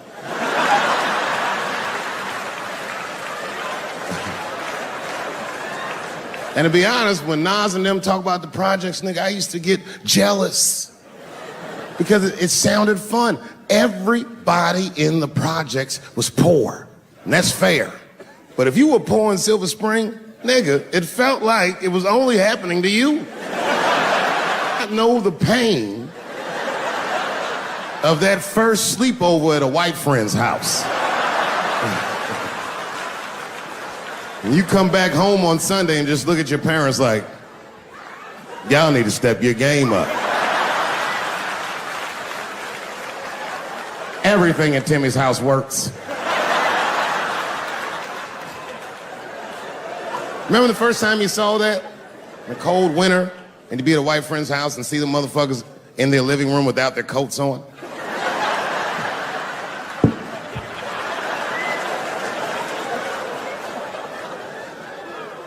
Timmy was one of my first white friends, like, in my life, man. He's a good dude, too. He moved to Silver Spring from Utah, of all places. I guess his family was affiliated with that Mormon church they got down there. And me and him used to hang out. And one day I was at his house, we were just hanging out, and Timmy says, Dave, why don't you stay for dinner tonight?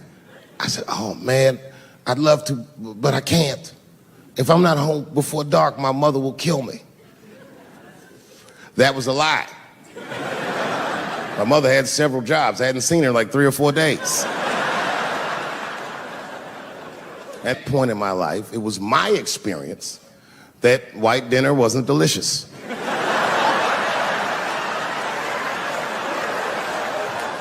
I'd rather go home and fry some bologna or some shit like that.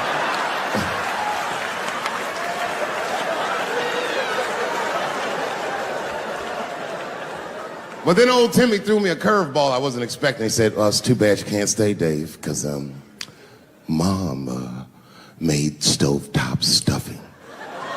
I said, what the fuck? Stovetop? Well, hold on, nigga. Let me make some phone calls real quick. I had seen that commercial so many times, I had dreamt of getting my hands on some of that stovetop stuffing. And finally, I met a motherfucker that actually had a box of stovetop in the house. I couldn't miss this opportunity, so I pretended to call my mother. And then I came back and I said, Timmy, you're not gonna believe this great news. Mom said I can stay. And he said, fantastic. He said, why don't you come with me and we'll help set the table and then we can say the blessing. I had no interest in setting this motherfucker's table or saying these crazy ass Mormon prayers. I just wanted that goddamn stuffing. My hands first. My plan was simple. Wash my hands slowly, and by the time I'm done, the table will be set, the blessing will be said, and all that there will be left to do is eat. Went to the bathroom. I washed my hands very slowly. I must have been in there for about 10 minutes. And suddenly, one of his mothers came to the door.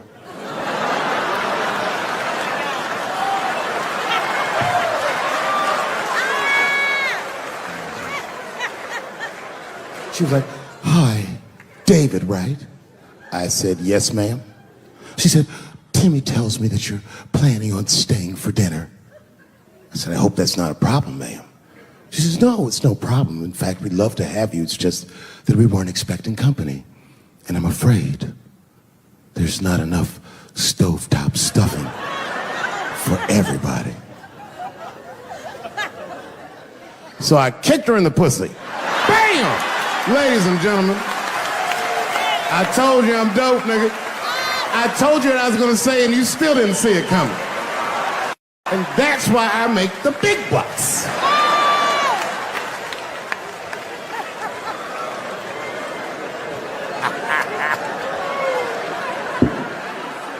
Oh my God.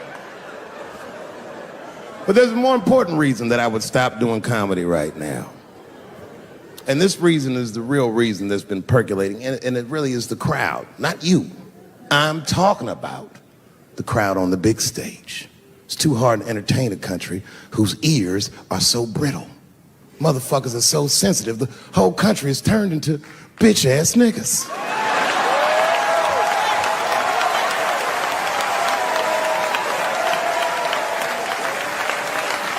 Everything you say upsets somebody.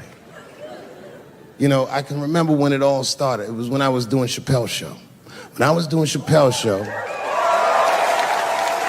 I used to do the show, and then on the weekends I do like concerts and shit like that. So I'm doing a concert, and there was a couple in the front row, beautiful couple. The wife was obviously Asian.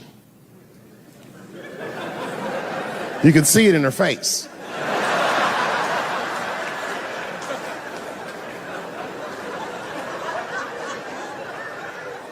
The husband, this motherfucker was mysterious, to say the least. Couldn't quite pinpoint where he was from. Caramel-colored fella, very nice hair, but he could have been from anywhere. Bangladesh, Mexico. I can't guess with a nigga like this. All I knew for sure about this guy is that his wife was a bitch. I could see that in her face, too. No, he was laughing and having a good time, and she was scowling at me at a goddamn comedy show. I couldn't figure it out. And then I realized at some point that she was pregnant, and I was smoking on stage. I said, oh my God, that's probably why she's mad. So I started to put my cigarette out, but then she hit me with one of them fake non-smoker calls. So I just kept smoking. I thought to myself, bitch, that babe will be fine, relax. And I tried to break the tension. I just asked her. That's all I said. I go, hey, where are you guys from anyway? And I could tell that she was on to me. She goes, very condescendingly, she says, I'm from California.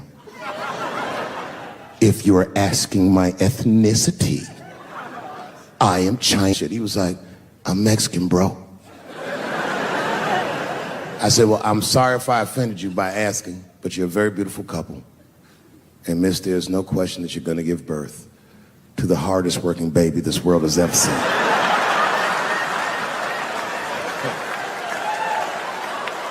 That's not a bad joke. She got very upset. She got up to leave immediately, but she didn't just leave. She had to take one last dig at me on the way out. I will never buy one of your fucking DVDs again, Dave Chappelle. I said, ma'am, with all due respect, Chinese people don't buy DVDs.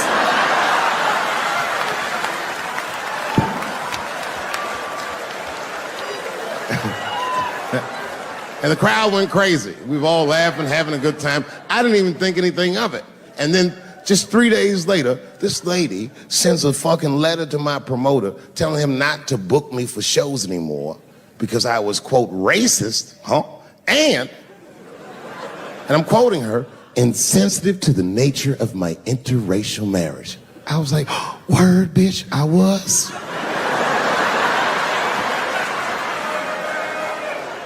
If she would know that I myself am in an interracial marriage. That's right. In fact, my wife is Asian too. Surprise, bitch, I'll see you on Thanksgiving.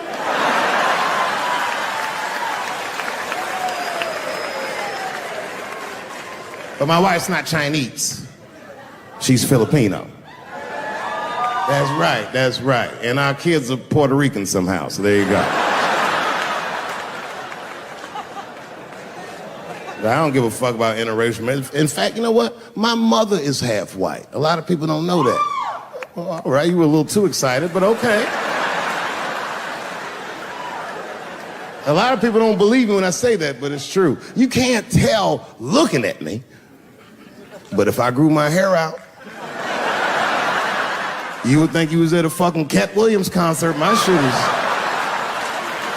shit is beautiful. But motherfuckers are just taking it too far. I don't know why or how everybody got this goddamn sensitive. You know who hates me the most? The transgender community. Yo, yeah, these motherfuckers. I mean, I didn't realize how bad it was. These motherfuckers are really mad about that last Netflix special.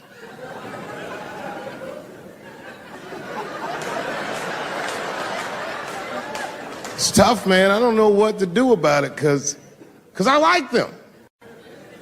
I always have. Never had a problem with them. You know, just fucking around.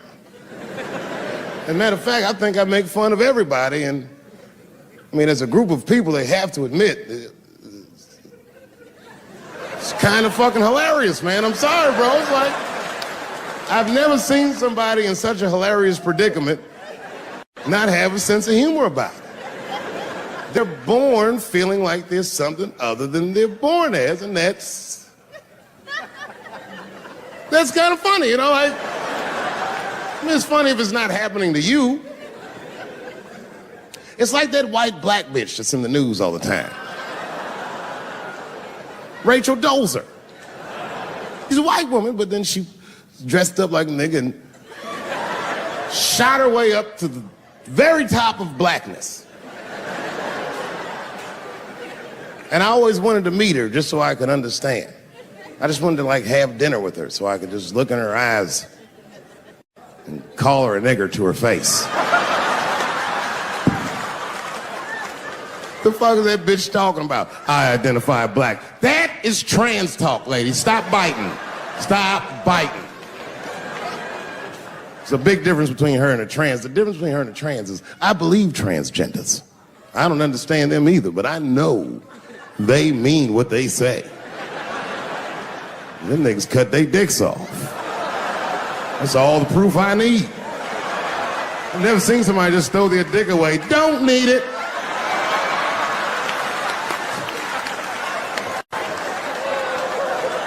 I don't understand, but I believe you and I support your decision, motherfucker.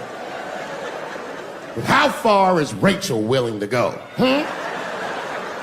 What is Rachel willing to do so that we blacks can believe that she believes she's actually one of us? Bitch, are you willing to put a lien on your house? Invest in a mixtape that probably won't work out.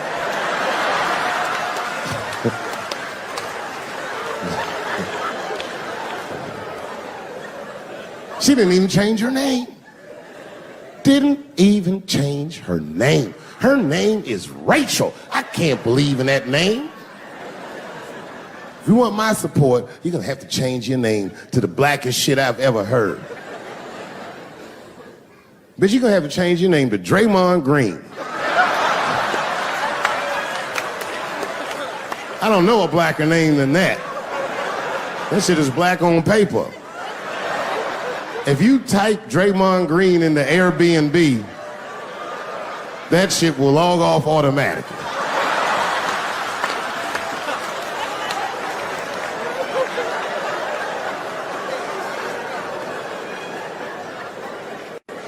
Yeah, people get mad, bro.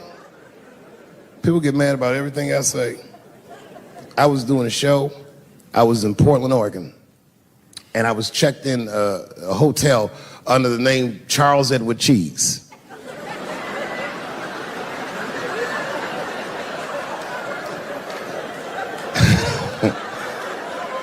I came back, and there was a note. It was like a letter on my desk. It was addressed to Mr. Cheese. So obviously, I'm going to assume that whoever wrote this letter must be an intimate friend of mine. This is not some kind of name that a person would just guess. But then I open the letter, and it turns out I don't know this person at all. It's a fan letter. You know, I'm not even used to the idea that I have fans, but I'm grateful for it. And even though I'm grateful for fans, I don't read those letters. It'd be nice if I did, but realistically, it's like, what am I, Santa Claus, nigga? I don't have time for this. Like, got shit I want to do. I'm trying to chill. Read all these dreams and wishes from strangers. But I read it. I'd already opened it. So I just read the whole letter. And you know what, man? Whoever wrote this letter truly loves me. I mean, they were really fucking nice in the letter. And then they described to me what it was like to come to the show, how excited they were, how much fun they were having. And then they said that when I got to my jokes about transgenders, that they were, quote, devastated. Because it turns out that whoever wrote the letter was transgender. Now, I'm going to be real for a second. You got to understand, I never feel bad about anything I say up here.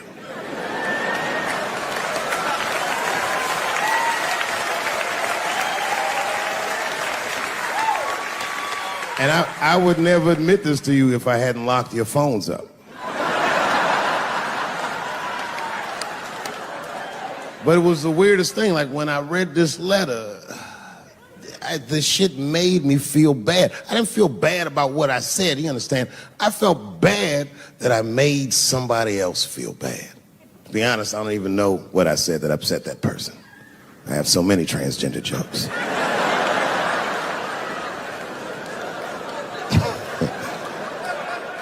But I feel like it was probably this joke I'm about to tell you right now. And it's not even that bad of a joke. It's a true joke. I mean, it's not true, but I had read in the paper that Caitlyn Jenner was contemplating posing nude in an upcoming issue of Sports Illustrated. And I know it's not politically correct to say these things, so I just figured, fuck it, I'll say it for everybody else. Yuck. Oh, sometimes I just want to read some stats. I don't know why you're gonna cram some man pussy in the middle of the sports page like this. I just didn't think that was the place for it. But I wasn't saying anything like Caitlyn Jenner's a bad person. I'm not mad at her for doing it. Not even mad at Sports Illustrated. If I'm mad at somebody, I'm probably just mad at myself. You understand? Because deep down, I know that I am not strong enough to not look at those pictures.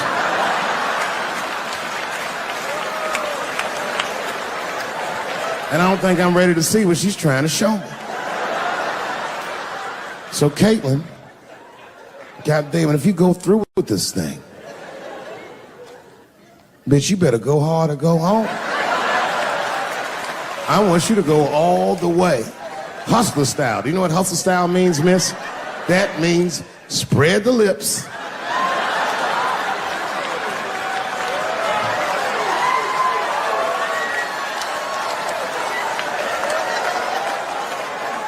I hope she spreads her lips and there's an itty bitty dick inside. Ah! The show is behind the curtains.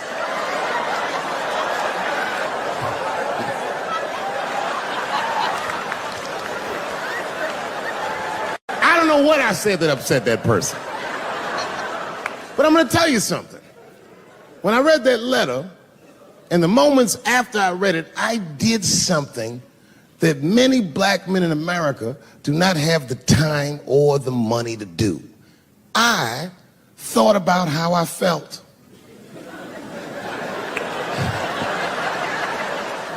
I asked myself a very basic question that I don't think I ever directly contemplated. I said, man, Dave, if you're writing all these jokes, do you have a problem with transgender people?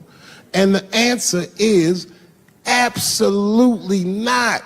The fuck do you guys think I am? I don't understand all the choices that people make. But I do understand that life is hard and that those types of choices do not disqualify you from a life with dignity and happiness and safety in it.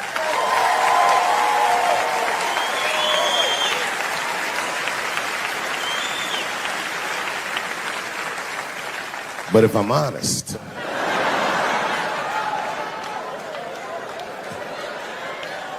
my problem has never been with transgender people.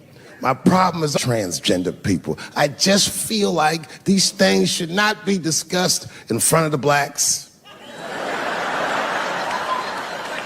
It's fucking insulting, all this talk about how these people feel inside. Since when has America given a fuck how any of us feel inside?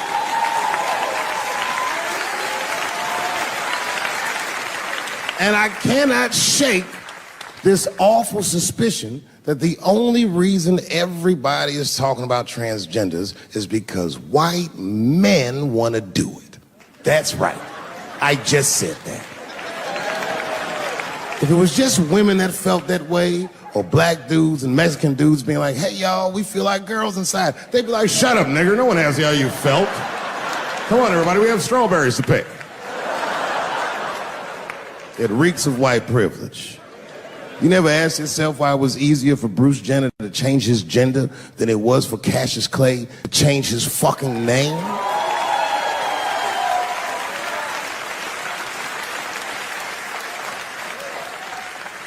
And if I were to be brutally honest,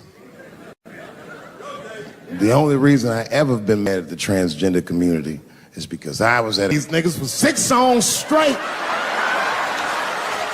I had no idea. And then the lights came up and I saw them knuckles. I said, oh no! And everybody was laughing at me. Hi, world star. I said, why didn't you say anything? And then I heard that sultry voice. I didn't say anything, Dave Chappelle, because I was having a wonderful time. And I wasn't sure how you'd feel about it. I said, you knew how I'd feel. And she said, I'm going home. I don't want any trouble from you. I said, home? It's only 2 songs left. I mean, we might as well finish tonight. And we ended up having breakfast together. Oh, grow up. That doesn't make me gay. I just titty fucked her. These titties are as real as any titties in L.A. It's 2 o'clock in the morning. I was just borrowing a little friction from a stranger. Whoops.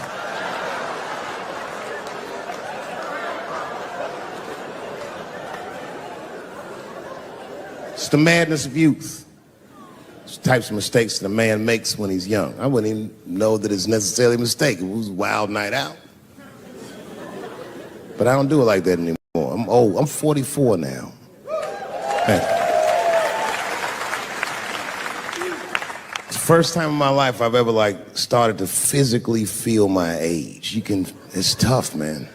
You know how I know I'm getting old? This is embarrassing, but I was in my hotel room.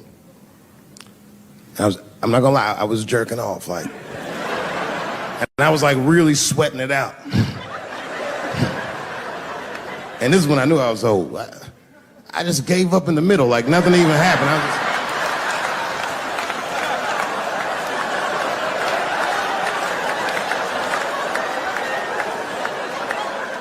I don't like looking at my dick anymore.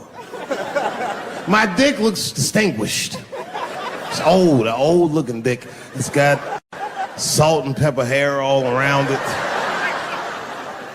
My dick looks like Morgan Freeman in the 90s. Without the dots. My dick narrates. Dave pulled me out and started jerking me around and jerking me around. But not with the same vigor as when he was young. He and I both knew nothing was... I see my age in my children. I came home from the road. This is not long ago. I've been gone for, if you can picture, I was gone for weeks and weeks. And when I came back, nobody was home. Now, one person in my family thought that maybe I'd like to see them when I got back. Like, they knew when I was coming back, but they just weren't home. And that shit was a wake-up call. You know, like when my kids were little, and the tour bus would pull up to the house, these motherfuckers would spill out. Dad is home, hooray! And they'd hug me and kiss me, and then as the years went on, they'd get less interested. Hey everybody, look, it's Mr. Promises back from the road.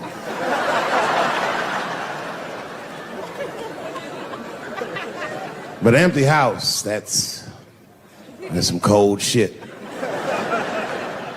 And I went into my oldest son's room. I was like, hello, hello. He was gone.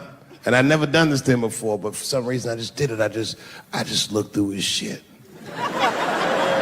Just to see who this motherfucker was becoming.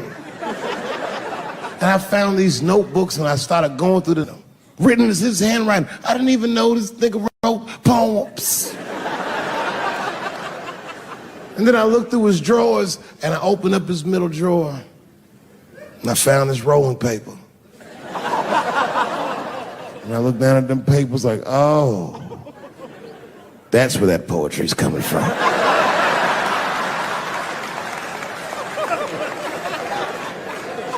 And that shit broke my heart. I mean, I smoked weed, but I mourned my son's innocence. And I cried a little bit. And I took his papers upstairs to my room. Rolled some weed that I'd hid from the family. And I got really high. And then I got paranoid, so I put his papers back how I found them. So he wouldn't know what I was up to. This nigga won't even know that happened until he sees the special. Yeah, nigga, I found your papers. He's a cold motherfucker. Let me tell you, this kid is only 16 years old. Listen to what he did to me. This motherfucker calls me up in the middle of the night. It was 1 o'clock in the morning. He goes, Dad, don't be mad. I knew something was, what's going on? He said, listen, I'm fine. And don't forget, you told me to do this. I'm at a party, and my designated driver had too much to drink. And me and my friends need you to come pick us up. I said, Jesus Christ, it's 1 o'clock in the morning, nigga. I am shit-faced.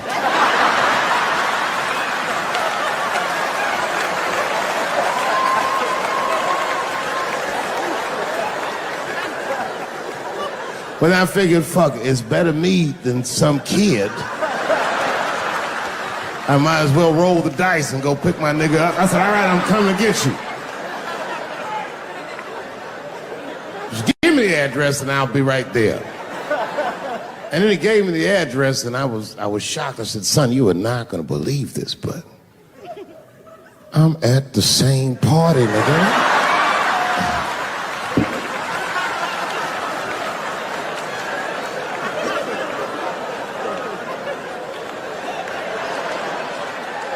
They grow up fast, don't they?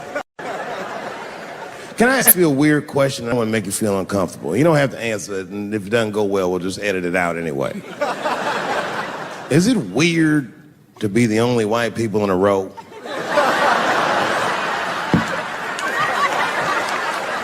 Is it weird? I mean, you be honest. Does it feel strange? Are you worried at all?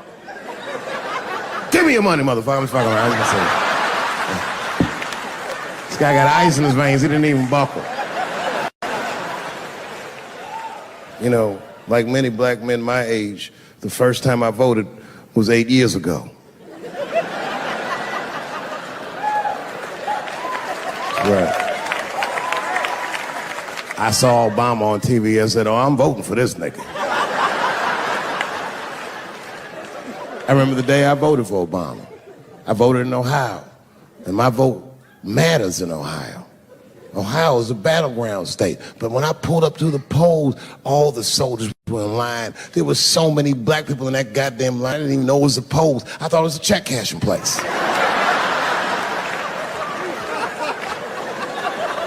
We were hugging each other, and old people were singing hymns and spirituals. J Verdict times 10 or some shit. I've never seen black people that happy. 8 years later, I'm pulling up to the polls again. This time, I'm driving a brand new Porsche because the Obama years were very good to me.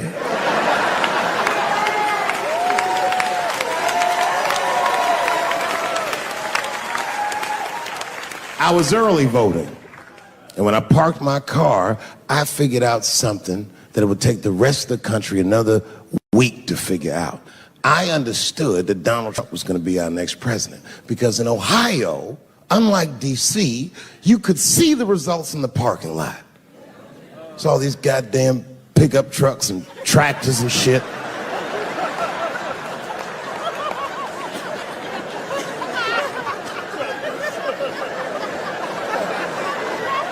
And then I walked up and I saw a long, long line of dusty white people.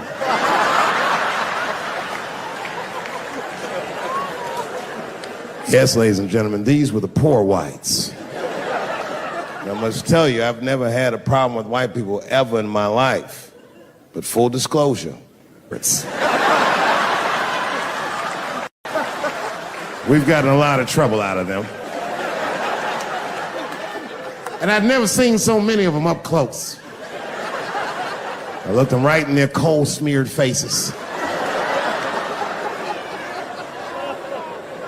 And to my surprise, you know what I didn't see? I didn't see one deplorable face in that group. I saw some angry faces and some determined faces, but they felt like decent folk. No, they did. In fact, I'm not even lying, and I didn't sound fucked up, but I felt sorry for them. I know the game now. I know that rich white people call poor white people trash. And the only reason I know that is because I made so much money last year, the rich whites told me they say it at a cocktail party.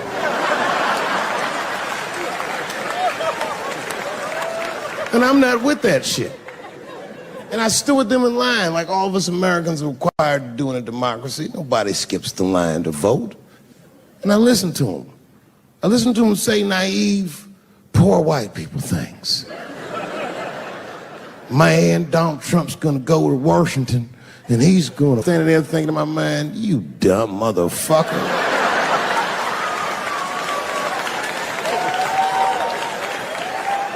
You are poor.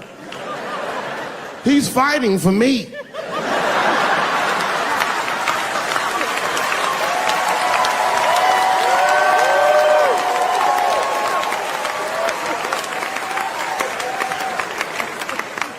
And they all looked at me. They could tell who I was voting for just as easily as I could tell who they were voting for. But do you guys know what we all had in common? Not one of us, not a single one of us, looked like we felt good about what we had to do in that booth. We were just doing our goddamn duty. Yes, I voted for Hillary Clinton. Of course I did. I voted for her because I liked what she said vastly better than I liked what he said. But to be honest with you, at that point, that shit was like watching Darth Vader do the I Have a Dream speech.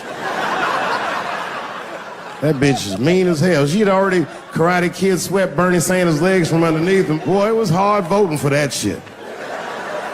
But it was the lesser of the evils. I know you were a Clinton supporter, Miss I. I'm sorry for her. But it didn't feel as good as it should have. She was gonna be our first woman president. They were gonna make coins out of this bitch.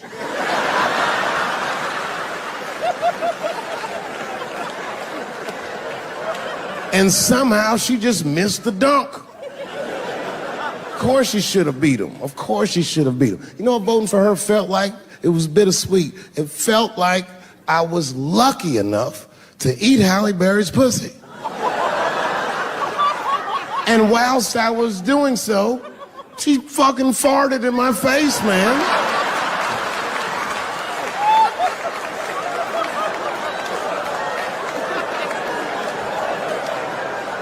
Now you understand, I'd still do it. But boy, I wish she didn't fart in this great nation's face. I voted that day, and then that same day I flew to New York City. I had work. That night I was in a comedy club in New York, and I said to an audience almost exactly what I just said to you.